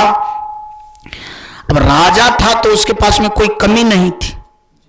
नहीं कमी यदि किसी के पास में रहता है, अब परम प्रकाश नहीं है मान लिया जाए, तब तो वो अपने से भिन्न समझेगा। मतलब एक दूसरे से अपने को क्या समझेगा? भिन्न समझेगा, दूसरे को दूसरा समझेगा। और राजा है, अब भिन्न समझेगा तो राजा के पास में कोई चीज की कमी नहीं, तो अपने को बड़ा समझेगा, किसी को छोटा समझेगा, स्वाभाविक बात है। और जब ये छोटा समझेगा तो वास्तव में उनके साथ छोटा वाला व्यवहार भी करेगा, छोटा बनकर मतलब बना करके बात भी करेगा। बहुत बात है, अब कितना हम कहें, ये आप लोग अपना दिमाग लगा करके सुन लीजिए, समझ लीजिए, लेकिन एक बार जयकार कर लीजिए, बोलिए प्रेम से सद्गुरुदेव की जी। और सर जब ऐसा लोग होता है जिनमें परम प्रकाश नहीं होगा, जो अपने को बड़ा समझेगा, अहंकारी समझेगा, तो वास्तव में वो तो महात्मा को कुछ नहीं समझेगा। तो महात्मा के पास में तो कुछ रहता ही नहीं है, वो तो सबसे बदतर रहता है। मतलब एक तो झोड़ी रहता है, एक तो कमंडल रहता है। और सब लोग आजकल के भी लोग कहता है कि बाबा जी का क्या मतलब, वो जो भंडारा खाए अपना रहिए सोइए, बस यही काम है बाबा जी। तो लोग भी मन्ना नहीं देता तो राजा क्या मन्ना देगा डॉक्टर साहब? जब साधारण लोग यह बात कह देते तो वो तो राजा ही। अब वास्तव में देखिए इब्राहिम सुल्तान की महात्मा सब जो सत्संग करता है तो ये तो खिलाफ करता है हमरे जैसे जैसे आदमी का। तो आप तो जानते हैं कि एक दूसरा जो एंटी पार्टी रहता है तो एक एंटी पार्टी एक दूसरे को रहने के लिए सोचता है कि नहीं रहे, खत्म हो जाए। बस समझ में आ रही है? अभी महात्मा जी के काम देख करके इब्राहिम सुल्तान को लगा कि नहीं ये बाबा जी हमारा एंटी पार्टी है, इनको खत्म किया जाए। अब खत्म करने में अगर मर्डर कर दिया जाए, मार दिया जाए तो बड़ा खराब हो जाएगा, मतलब ज्यादा विद्रोह फैल जाएगा। इससे अच्छा है कि सब बाबा जी को पकड़ पकड़ करके कारागार में बंद कर दो। मेरा ये जो मतलब इधर उधर जो प्रचार करता है फलना छिलना 9-17, चूंकि इब्राहिम सुल्तान में सब बुराई था, आई बुराई का खिलाफ करता था, ये करना गलत है, ये करना गलत है। तो डायरेक्ट इब्राहिम सुल्तान को ही पहुंचता था कि है इसके पास में कुछ नहीं, खाने के लिए भवाता है, एनटी में हमारा ही रहता है, ये क्यों रहेगा बाहर में। अब जब राजा ऑर्डर दे दे राज में कि जहां जहां बाबा जी है सबको ला करके कारागार में भर्ती कर दो, तो कई दिन लगेगा बाबा जी को भर्ती होने में? 2-4-15 दिन में तो बाबा जी साफ खत्म हो गया और सब एक के जगह हो गया, जेल में बंद। अब सब बाबा जी कहने लगा कौन कर्म किए भगवान के नाम से आदमी को सुख मिलता, लोगों को कारागार मिल गया। और सबको गुरु दीक्षा में दिया गया था कि भाई गुरु करने से भवसागर पार होता है। यहां ही देखता हूं कि एक जेल का फाटक नहीं टूट रहा है, क्या भवसागर पार होगा। सब महात्मा जी सब कबीर साहब का गुणगान करने के लिए, हे कबीर बाबा कृपा कीजिए कृपा कीजिए। सब बाबा जी सब जेल में बंद हो गया हूं, आपके रहते अगर मतलब ऐसे बोले कि अगर आप हैं, मतलब अगर संसार में प्रभु सदगुरु होता है तो लाज बचाइए, नहीं तो हम सब लोग जान जाएंगे कि सदगुरु नहीं होता है। तब हम लोग भी तब इससे अच्छा है कि राजा को बुला करके कह देंगे कि भाई हम आपका ही गुण गाएंगे, कम से कम जेल से निकल जाएंगे। अब सदगुरु को लगा कि सब महात्मा यदि ऐसा बोल रहा है और यदि ऐसा कर दे तो वास्तव में सत्य तो साफे खत्म हो जाएगा, सत्य के पक्ष में लोग जीना नहीं चाहेगा। ये बाबा जी हट जाएगा सत्य के पक्ष में तो जनरल लोग को तो और भारी लगेगा। मतलब सदगुरु कबीर अंतर्जामी थे, सदगुरु कबीर पूर्ण थे। अब पूर्ण तो सब कुछ कर सकता है, कहां नहीं जा सकता है, जहां कोई नहीं जा सकता है वहां सदगुरु जा सकते। सदगुरु जेल में प्रवेश कर गया। अब सबको आश्चर्य लगा कि भाई सदगुरु आ गए, कबीर साहब आ गए। पूछे कैसे आ गए? कहा इस बात को मत पूछो कि मैं कैसे आ गया हूं, तू बोलो कि कैसे हो। अब सब आदमी रो रो करके बतला रहे हैं कि कैसे हूं। देख रहे हैं आप कि मैं जेल में हूं, सबको इब्राहिम सुल्तान जेल कर दिया है। कहा जेल में भोजन मिलता है कि नहीं? कहा भोजन तो मिलता है, काम बहुत करवाया जाता है। कहा काम कौन करवाया जाता है? आज सबको 10-10 किलो गेहूं मिलता है पीसने के लिए। कितना? 10-10 किलो। अब एक एक आदमी को 10 किलो गेहूं एक तो जाता मिल जाए और 10 किलो गेहूं पीस करके देना पड़ता है, तब 24 घंटा में एक बार भोजन देता है। बात समझ में? बोला एक बार भोजन देता है तो चलो ये तो चल सकता है, क्योंकि बाबा जी को बेसी भोजन करना भी नहीं चाहिए, लेकिन ये 10 किलो जो पिसवाता है ये तो गलत कर रहा है। चलो इसके लिए हम तुमको जंतर दे देता हूं। मतलब छड़ी ले गया था, इतना इतना छड़ी चाकू से काट काट करके सबको दे दिया। कहा देखो इसमें एक मैं मंत्र दे दिया कि जब ये तुम जाता के किले में घुसाएगा कि जाता अपने नाचेगा, तुमको नचाने की कोई जरूरत नहीं है। 10 किलो गेहूं 5 मिनट में पीस देगा, सुतल रहना, 24 घंटा में एक बार तुमको भोजन देगा, अपना आराम से भगवान का नाम लेते रहना। ये बात खबर चल गया इब्राहिम सुल्तान को कि भाई ऐसा बाबा जी भी होता है। तो कहा कोई बात नहीं, जंतर दिया, 1 मन गेहूं कर दो, 1 मन पीसेगा, देखता हूं जंतर में कितना पावर है। 1 मन कर दिया, 10 मिनट में, 5 मिनट लगता था 10 किलो को पीसने में, 1 मन कर दिया था 40 मिनट। ये भी बात को जान गया कि 40 मिनट में पीस देता है। कहा कुंटल कुंटल कर दो, अब जितना पढ़ा दे इससे क्या फर्क पड़ता है। वो जंतर सटाता था, अपना पीस देता था। महात्मा को इनसे कोई बात ही नहीं, फर्क ही नहीं पड़ने वाला। अंत में ये हुआ कि राजा को गेहूं में रहा पिसवाने के लिए। बोलिए प्रेम से सदगुरुदेव की। राजा को बड़ा आश्चर्य हुआ कि जंतर तो बड़ा काम है। सुनने में आया कि ये जंतर एक बाबाजी आया सो दिया है। तो इब्राहिम सुल्तान को लगा कि यहां तो हमारा भी शक्ति फेल हो गया और मेरा शक्ति फेल हो गया, तो इसका मतलब है कि हमसे भी कारगर शक्तिशाली है कोई। तो पूछा कि भाई वो बाबाजी का नाम क्या है। तो सब कहा सदगुरु कबीर साहब। तो इब्राहिम सुल्तान के अंदर में जोत जग गई कि नहीं, वो बाबाजी से मुझे भी मिलना चाहिए। क्या करना चाहिए? मिलना चाहिए, या मिल करके पूछना चाहिए कि भाई हम जैसा करता हूं उसमें आप बाधा क्यों देते हैं, या आप क्यों ऐसा करते हैं। या तो उनको बांध करके गिरोह में भी डाल देंगे, या नहीं तो अगर बड़ा होगा तो उनसे कुछ सीख लेंगे। मतलब दोनों पर्पस था राजा का। बहुत याद करने लगा इब्राहिम सुल्तान कि वो मिले। और खास करके लोग सदगुरु का याद जैसे ही कीजिए, अगर याद कीजिएगा तो मिलेगा, चाहे जैसे कीजिए, लेकिन क्या हो जाएगा? मिलेगा। अब कबीर साहब भी सोचे कि इब्राहिम सुल्तान को तो कम से कम उस समय में मिलना चाहिए जिन समय में कि उनको कुछ ज्ञान हो। बेकार बिना कारण का मिलना कोई ठीक बात नहीं है। मतलब जाएंगे इब्राहिम सुल्तान का काम ना हो तो फिर मिलना खराब बात हो जाएगी। जाएंगे तो काम होना चाहिए। तब नोक्स खोज रहे थे कबीर साहब कि आखिर कैसे जाएं। तो एक बार इब्राहिम सुल्तान 100 परिवार मंत्री के साथ रंग महल में नाच देख रहे थे। जैसे अपना लोग अभी सत्संग सुन रहे हैं। रंग महल का मतलब होता है कि जहां नाचने वाला, गाने वाला तरह तरह का रहता। अब राजा है तो राजा के पास में कौन चीज की कमी है? कोई चीज की कमी नहीं। तो राजा के पास में कमी ही नहीं था, तो कई डांसर को, कई कलाकार सबको रख ले रहते थे, क्योंकि राजा के यहां तो सब कुछ रहता है। उसी समय में वो रंग महल में नाच ड्रामा में एकदम पूरे, अब नाचो ड्रामा दारवो चल रहा है, एकदम पूरा मतंग है जैसे होता है राज परिवार में। कबीर साहब को हुआ कि ऐसे ही जगह पर, ऐसे मौका पर जाना चाहिए। गया, जो ही गया तो राजा का नजर पड़ गया वो बाबाजी पर। कहा बाबाजी कहां से आ गया? कहा हाँ मैं मतलब इसलिए आया हूं कि ये जो क्या कहते हैं आने जाने वाला जो घर होता है उसको क्या कहते हैं? मुसाफिर खाना, मतलब बाजार सब में रहता है।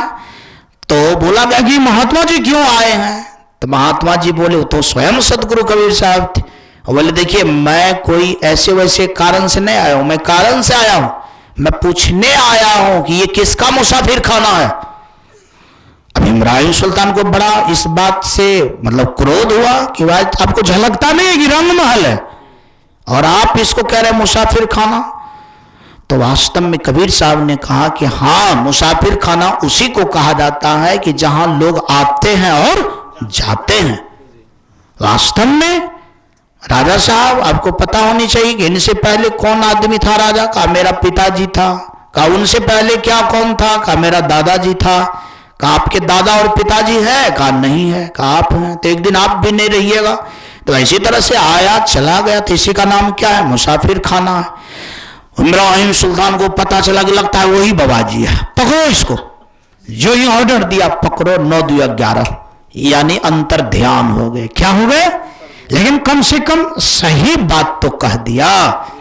कहा भी जाता है कि चेतने का होगा तो चेतेगा, नहीं चेतने का तो नहीं चेतेगा। लेकिन एक बात, जो बिल्कुल गड़बड़ आदमी है वो एक बात से क्यों चेत जाएगा? उनके लिए तो सैकड़ों बात चाहिए। जब भारी बीमारी हो जाता है डॉक्टर साहब, तो टैबलेट तो 6 महीना साल भर खाना पड़ता है ना, और साधारण यदि रहता है तो 2-4 खुराक में समाप्त हो जाता है। ये तो बहुत बड़ा बीमार था, इनका तो दिमाग बहुत मतलब उल्टा सीधा से भरा पड़ा था वास्तव में। लेकिन असर पड़ा, असर ये पड़ा कि जेल में ये करोनमा करके वो चले गए, यहां पर ये बोल करके चले गए, मैं उनको कुछ नहीं कर पाए। बंद कमरा में कैसे आ गया, गेट था लॉक, इसके बाद इतना सिपाही, छात राजा साहब का डोरी, इसमें आकर के ये बात कह करके चला गया, कोई नहीं पकड़ पाया। तो राजा को भी लगा कि भाई वो कोई साधारण आदमी नहीं है। हाँ, शोक का बीमारी लग गया कि भाई आखिर ऐसा हो क्यों गया, शोक कहिए या आश्चर्य करने लगा। वास्तव में कबीर साहब कहा भी जाता है कि जब साधु का दर्शन होता है तो कुछ न कुछ सुधार होना शुरू हो जाता है। जी, संगत का ऐसा गुण है कि जो ही सही आदमी आपको मिलेगा तो वास्तव में सही का भी असर होता है, और गलत आदमी मिलेगा तो गलत का भी असर होता है। तो मिला तो सदगुरु, सही का तो असर होने लगा। एवं प्रकार से असर होते होते होते फिर कबीर साहब बोले कि उनको जोख जोख पर जब जाएंगे ना और दर्शन देंगे ना, इसका पट खुलेगा।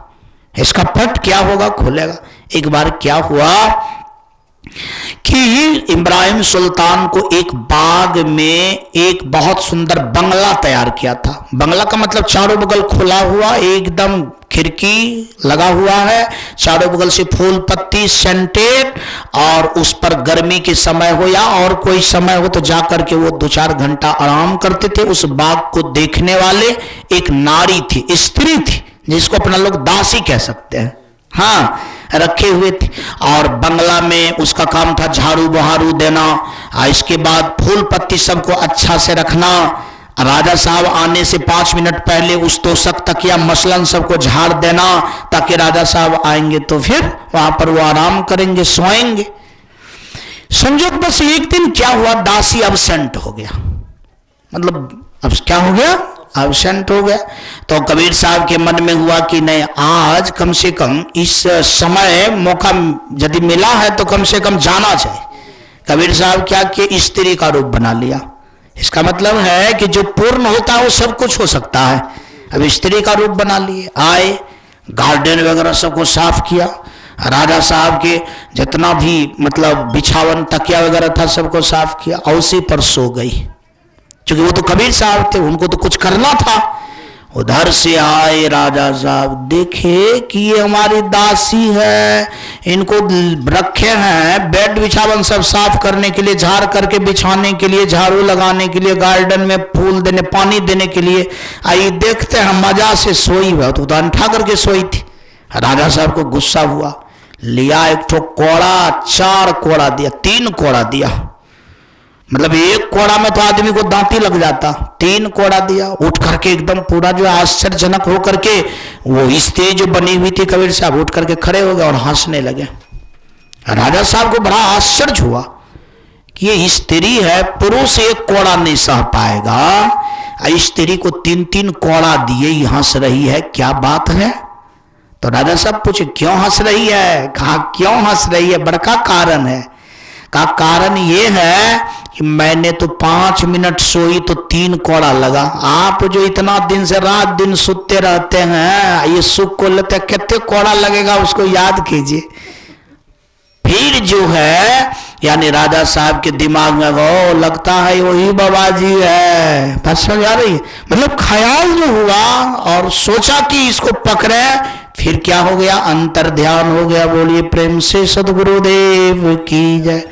तो समय समय पर सदगुरु आए और जब बोले तो वास्तव में अरे आदमी है ना, आदमी को प्रैक्टिकली ज्ञान मिल रहा है समय समय पर, केवल थ्योरी नहीं है, प्रैक्टिकल के साथ जो ज्ञान मिला।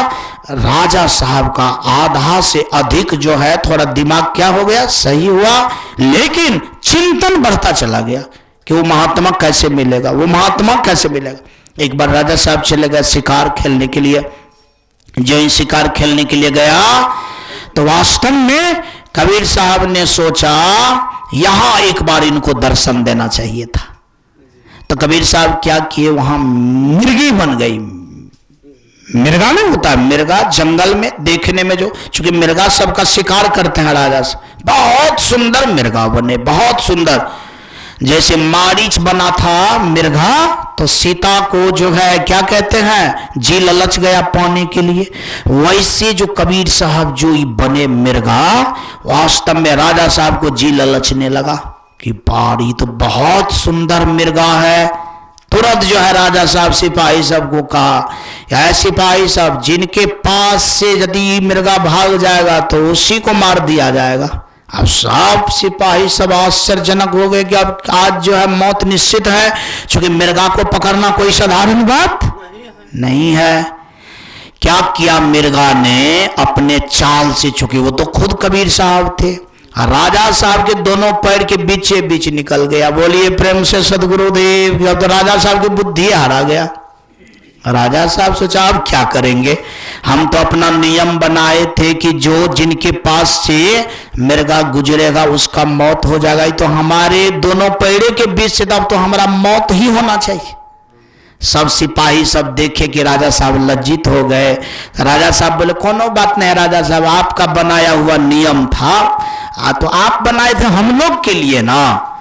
तो लेकिन बात तो सही है कि राजा अगर नियम बनाता तो अपने लिए भी बनता है ना, कोई खाली सबके लिए नियम होता है। लेकिन सिपाही सब कुछ धाप तोप करके राजा साहब को क्या क्या छुट्टी करवा दिया, मतलब उस पर ज्यादा प्रेस नहीं डाले। लेकिन राजा साहब को बड़ा चिंता हुई, और मिर्गा पकड़ने में तो बहुत दौड़ना पड़ा, बहुत भागना पड़ा, तो प्यास भी लग गई।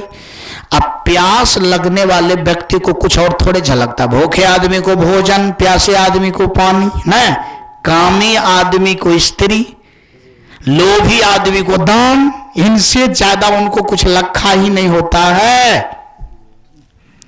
तो उनके पास में प्यास लगी थी, अब प्यास के कारण पानी को देखने लगा। अब जंगल में कहां पानी मिलेगा, कबीर साहब ने सोचा कि वास्तव में इन्होंने पानी अभी ढूंढ रहा है, कुछ ना कुछ करिश्मा करना चाहिए, कुछ ना कुछ करिश्मा करना चाहिए। बैठ जाइए, बोलिए प्रेम से सदगुरु देव की जी। कुछ ना कुछ क्या करना चाहिए, करिश्मा करना चाहिए।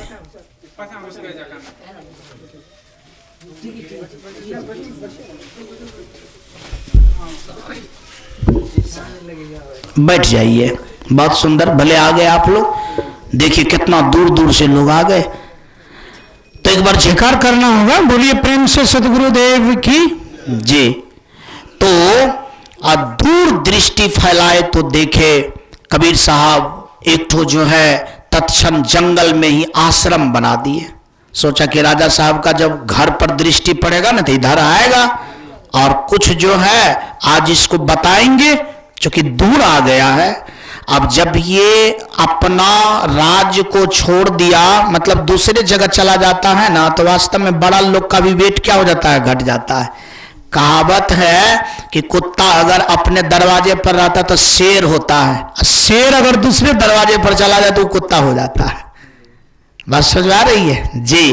तो वास्तव में राजा साहब प्यासे थे, दीन हो गया। जब ये सब बात जीवन में आता है तो दीनहीन बना देता है, क्योंकि अगर प्यास लग जाए, पैसा हो, और यदि पानी न मिलना शुरू हो जाए तो उनके लिए खता का भी पानी क्या हो जाएगा, अमृत हो जाएगा, और उसको पीना पड़ेगा। क्योंकि बहुत कुछ ऐसा मैटर है जो व्यक्ति को क्या करता है, दीन बना देता है। अब राजा थे लेकिन प्यास से क्या नहीं करता, देखा कि भाई बहुत दूर में एक घर दिख रहा है, यहां से दौड़ लगाया गया। कबीर साहब अपने गुण धर्म को बदल करके एक साधारण जैसे होता है हम और आप, यानी गृहस्थ आश्रम के तरह गेट पर खड़े थे।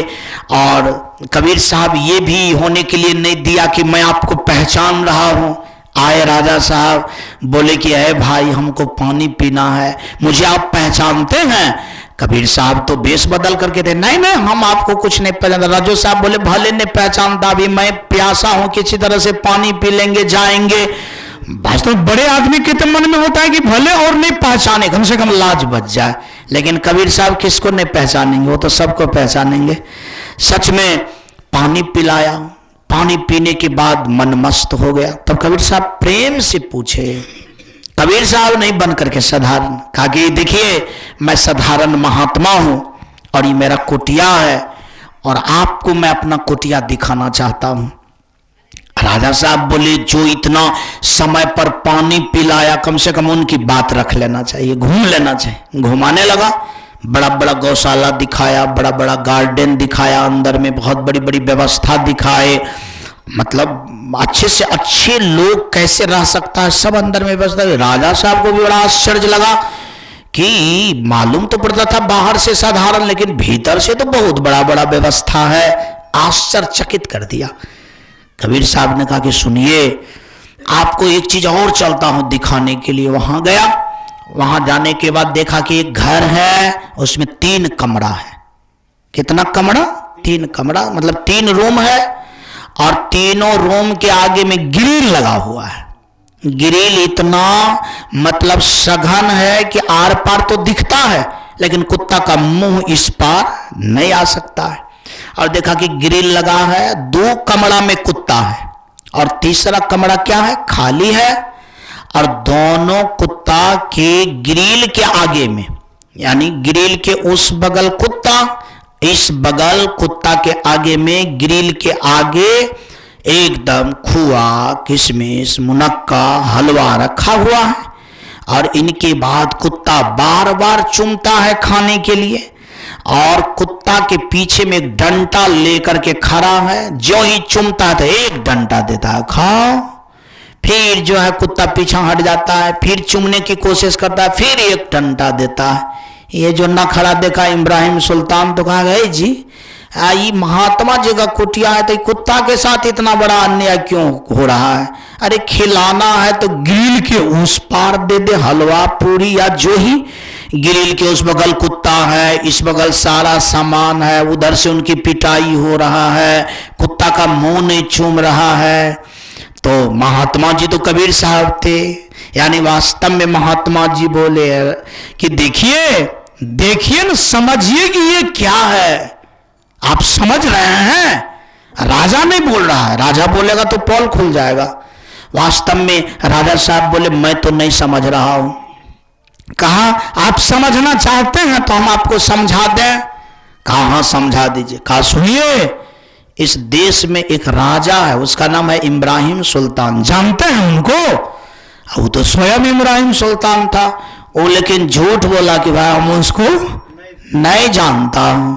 कहा देखिए वो इब्राहिम सुल्तान जो थे तो उनका दादा पहले राजा थे, उसका नाम था बुलक बुखारा। बस समझ आ रही है? कहा वो राजा थे, बड़ा अन्यायी, बड़ा गड़बड़, कभी भी भजन भक्ति नहीं करता था, कभी भी परम प्रकाश में नहीं जीता था। वास्तव में अपने को देह समझ करके अंधकार में एकदम जो नहीं करना चाहिए सो करता था। कभी भी जीव से अपना मतलब समझौता नहीं करते थे, अपने जैसा नहीं समझते थे, अपने को बड़ा दूसरे को छोटा, और छोटा जब ये समझता था तो छोटा व्यवहार, छोटा विचार होने लगता था उनके साथ, और यही काम था। और अपना जीवन को ऐसी ढंग से जिया और खूब खुआ मलिदा खाया। वही खुआ मलिदा यहां पर दिखाया जा रहा है। और वो जब मरा तो कुत्ता में जन्म हुआ है, और इसीलिए उनको डंटा लग रहा है, खाने के लिए नहीं मिल रहा है। बाप इब्राहिम सुल्तान जो सुना तो उनका तो टेम्परेचर लगभग 103 डिग्री हो गया कि इतनी बड़ी बात, लेकिन अब बोले कैसे? कहा जाता है कि ये बात अगर सामने में आ गया राजा को तो लात से बोलेगा। अब तो जो हो कुछ कहना चाह रहा था वो बात क्या हो गया, बंद हो गया। लेकिन साध करके बोला राजा साहब कि ये कुत्ता कौन है? दोनों के साथ तो एक ही जैसा कहा जा रहा है। कहा बस ये इब्राहिम सुल्तान का दादा था, ये बाप है। क्या है? बाप है।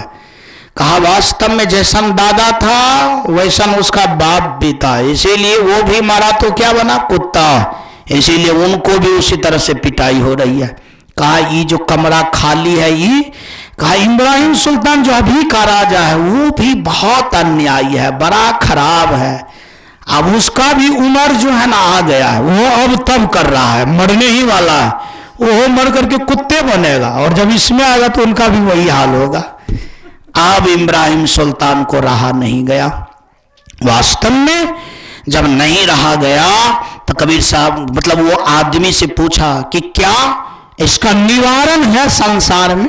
इसका मतलब है कि इब्राहिम सुल्तान का अंदर अलाउ कर दिया कि मेरा आज तक का जो जीवन है ना वो क्या हो गया, निरर्थक हो गया। आज तक राज करना, आज तक इतना सुंदर से जीना, आज तक अपने को बड़ा समझना, इस सब पर पानी फिर गया। ऐसा समझने से मुझे कोई बेनिफिट नहीं है और नहीं होने की चांस देख रहा हूं। कहा कि क्या इसका निवारण है? तो कबीर साहब स्वयं थे, लेकिन वो बोले हाँ निवारण है। क्या करना चाहता है? क्या इसका निवारण तू करना चाह रहा है? क्या तुम अपना परिचय देना चाह रहा है? इब्राहिम सुल्तान को लगा कि जब यहां निदान है तो परिचय देने में किसी भी प्रकार की दिक्कत नहीं करना चाहिए। इब्राहिम सुल्तान जो ही परिचय दिया तो परिचय दिया ही तो परिचय तो तब दिया जब उसका सारा अभिमान क्या हो गया, खत्म हो गया, सारा अहंकार क्या हो गया, खत्म हो गया और परिचय दिया। और खुद कबीर साहब भी क्या किया, परिचय दिया कि मैं वही बाबा जी हूं जिसको तुम इतना दिन से क्या कर रहा था, ढूंढ रहा था। वास्तव में ये बात जब दिखलाई दिया तो उनके चरणों में गिर गया। बोले सच में मैं तो राजा था, लेकिन अब तो रंग से भी मेरा जीवन बदतर है, लेकिन आप उन समय में भी महाराजा थे और आज भी आप महाराजा हैं। बोलिए प्रेम से सदगुरु देव की। सच में संसार का बना हुआ राजा आज राजा है तो कल रंक भी हो सकता है, लेकिन जो गुण से और परम प्रकाश के सानिध्य में जो महाराजा होता है वो इधर भी होता है तो मरने के बाद भी रहता है। उनकी महाराजता कभी खत्म नहीं होता है। इसलिए सच्चा में अगर कोई महाराजा है तो वो कोई संत ही है। इसलिए संत में टाइटल लगता है महाराज जी, लगता है ना टाइटल। सच में वो जो टाइटल है वो ओरिजिनल टाइटल है, वो कोई डुप्लीकेट टाइटल नहीं है। और सब में अगर लगता है तो वो टेम्पोररी टाइटल है। आप लोग देखते होंगे कि कभी कोई राजा बन भी जाता है और मतलब इधर उधर हो जाने के बाद फिर खत्म भी हो जाता है, पोस्ट खत्म तो राजा भी क्या हो जाता है, खत्म हो जाता है। लेकिन ये जो राजा है, ये जो महाराजा है, ये खत्म होने वाला वास्तव में इब्राहिम सुल्तान ने कहा कि आप निवारण कर दीजिए, मैं ही इब्राहिम सुल्तान हूं और मेरा नतीजा ये होगा। तो कबीर साहब ने कहा वास्तव में आपका अब ये नतीजा, सत्संगत सब विधि सुखदाई,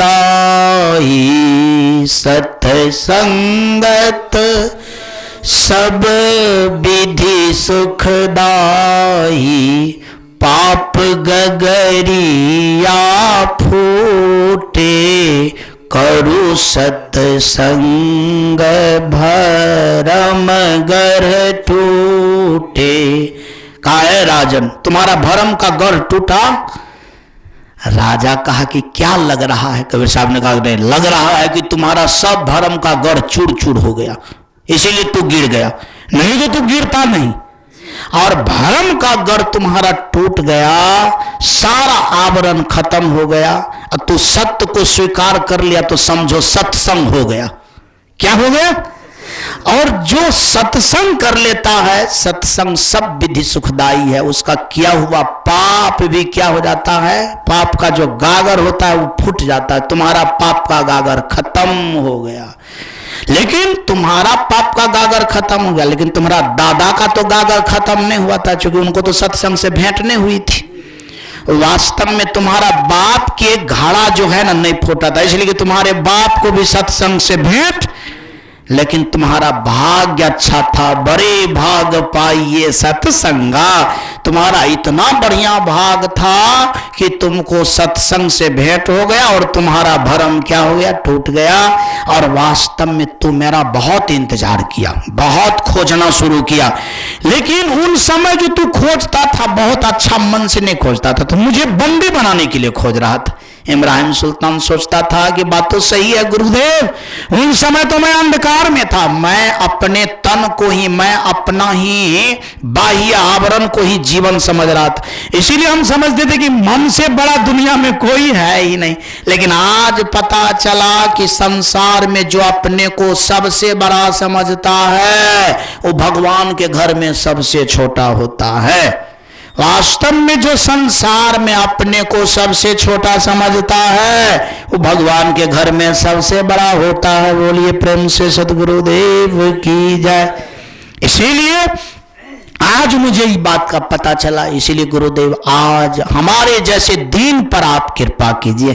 तब कबीर साहब कहे, दुख दरिद्र निकट नहीं आवे, दुख दरिद्र निकट नहीं आवे, काल जाल सब छूटे करु सत्संग, भरम गर टूटे। कहा अब तुम्हारे पास में काल जाल नहीं आएगा, अब दुख दलिद्र तुम्हारे जीवन में नहीं आएगा। इसीलिए कि जहां दुख दलिद्र का निवास है उसको तूने खत्म कर दिया। दुख दलिद्र का निवास तो शरीर तथ्य में है, जीव तथ्य में नहीं है। अब तुम अपने को जीव समझो। अब अपने को क्या समझो? जीव समझो। और हमारी बात मानो। क्या मानो? परम प्रकाश दीप उजियारा, परम प्रकाश दीप उजियारा, घट घट देखो प्राण प्यारा। कहा बस ये ज्ञान मेरा रहा क्या अब तुम परम प्रकाश में जियो। और आज से जानो कि शरीर को नहीं देखना है, शरीर के जो अंदर में जीव है वो सब एक है। सब क्या है? घट घट देखा हूं प्राण प्यारा, सब घट में प्राण एक समझना है। न कोई किसी से बड़ा है, न कोई किसी से, न कोई संसार में प्रजा है, न कोई संसार में राजा है। इसीलिए कि आया है सो जाएगा राजा रंक फकीर। कहा आने जाने में कोई राजा महाराजा या प्रजा की बात नहीं, सबका रंगत क्या होता है? एक के हो जाता है। क्या हो जाता है? एक। और वास्तव में एक सिंहासन चढ़ी चले, एक बंध चले जंजीर। कहा तुम्हारे जैसा जैसा यदि राजा रहता अब ने, पहले वास्तव में वो हाथ में जंजीर लगा करके जाता है, और जो व्यक्ति साधारण रहता है, पवित्र रहता है, तो सिंहासन पर जाता है। तो इसीलिए यहां पर न कोई राजा है, यहां पर न कोई महाराजा है। वास्तव में इब्राहिम सुल्तान को ये परम प्रकाश मिला। उसी दिन समझ गया कि हमको सदगुरु कबीर साहब एक्सरे मशीन दे दिया। जैसे एक्सरे मशीन में जब शरीर जाता है तो मांस नहीं आता है, केवल क्या आती है? हड्डी का चित्र आता है, और पता चल जाता है डॉक्टर साहब को कि कौन सी हड्डी कहां पर क्रैक किया है। उसी तरह से इब्राहिम सुल्तान को पता चल गया कि वास्तव में संसार में शरीर समझ करके जीना ठीक बात नहीं है, अब मैं जीव समझ करके जीऊंगा। और कबीर साहब को प्रणाम किया, सारा कुछ अपना भरम को दूर किया, और वहां से एकदम सिंपल बन करके आ गए। जो ही आए तो सबसे रंग महल सबका जो था व्यवस्था, सबको क्या क्या उजाड़ पुजार करके समाप्त किया। जितना भी डांसर तांसर था, कलाकार सब था, कहा कि अब ये सब चीज की जरूरी नहीं है। अब जब आया ऐसा करने लगा तो घर के सारे लोग कहने लगे कि ये राजा गया था शिकार खेलने के लिए, पगला तो नहीं गया। सब आदमी कहा कि राजा साहब ऐसा क्यों करते हैं, राजा साहब का तो जीवन अच्छा होता है। इब्राहिम सुल्तान कहा कि जो जीवन आज तक जिया था वो हराम का जीवन था, और हराम का जीवन कुत्ता बनाता है, बिल्ली बनाता है, गधा बनाता है, और अब मेरा जीवन हराम का नहीं हुआ, अब मेरा जीवन सच्चा इंसान का होगा। क्या होगा? इसीलिए इस सारा कुछ को खत्म करता हूं, सब कुछ को मॉडलिंग किया, और वास्तव में उसी राजमहल में सत्संग का व्यवस्था किया। कैसा व्यवस्था किया? और वास्तव में बाबा को आवाहन किया कर, बाबा अब यहाँ पर डेली क्या होना चाहिए, सत्संग होना चाहिए। क्या होना चाहिए? और सत्संग होना चाहिए। और उस दिन से उनका जीवन सामान्य जीवन हो गया और मर करके यानी कबीर साहब के सानिध्य की गति को प्राप्त किया। बोलना पड़ेगा, बोलिए प्रेम से सदगुरुदेव की जय। मैं सबसे अर्जी किया, विनती किया कि हम सब लोग के भी अंदर में अगर परम प्रकाश आ जाएगा ना, तो फिर हम लोग का जो जीवन है वो जीवन क्या हो जाएगा, बदल जाएगा। अभी का जो जीवन है शरीर समझ करके जीता हूं, तब का जो जीवन है वो जीव समझ करके जिएंगे।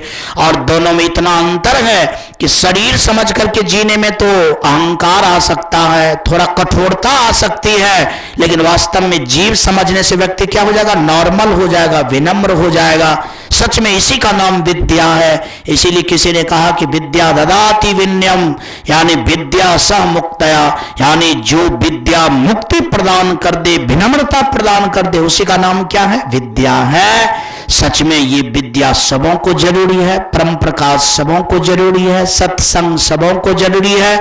बिना सत्संग का सही कार्य, बिना सत्संग का धर्म, बिना सत्संग का उपकार संभव नहीं है। मैंने आज आप लोग के बीच में कुछ देर सत्संग किया और बड़े भाग से आप लोग के जैसे जैसे भी आदमी आ गए, उधर से डॉक्टर साहब आ गए, इधर से बाबा आ गए, इधर से आप आ गए, इधर से आप आ गए, ये सब तो पहले से ही थे।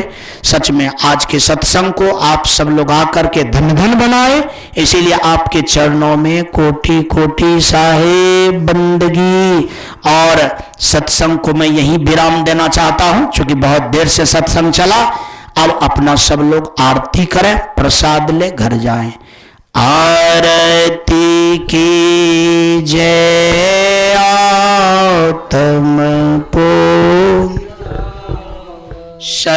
सतपुरुष की और न दो जा परम प्रकाश दीप उजियारा घट घट दे प्राण पियारा भक्ति भाव और नहीं भेवा दया स्वरूपे कर ले सेवा सतसंगत मिले साउद बेरा दुखा द्वंद भरम सब भाजे काया नगरी देव बाई आनंद रूप सकल सुख ईशोन्य ध्यान सबके मन माना तुम बैठो आत्म अस्थाना शब्द सुरत हृदय हाट बसा ओ कपट क्रोध को दूर बहाओ कहीं कबीर निज रहनि संभाव सदानंद रहे नर नारी आरत की जय आत्म पूजा सतपुरुष की और न दो जाओ बारो तन मन धन स्वभाव पद पर खावन हार युगनंत जो पछे मोए गुरु बिन नहीं निस्तार बंदन ये गुरु परख को बार बार कर जोड़ दया करन संशय हरणं संतरो प्रभु तोर बंदा सन्मुख पार खीसी सब भेंट धरि हाथ वचन उचारो बंदगी सत्य प्रेम के साथ बोलिए प्रेम से सद्गुरुदेव की जय सद्गुरुदेव की जय सद्गुरुदेव की जय। सबके चरणों में त्रिवार साहेब बंदगी साहेब बंदगी साहेब।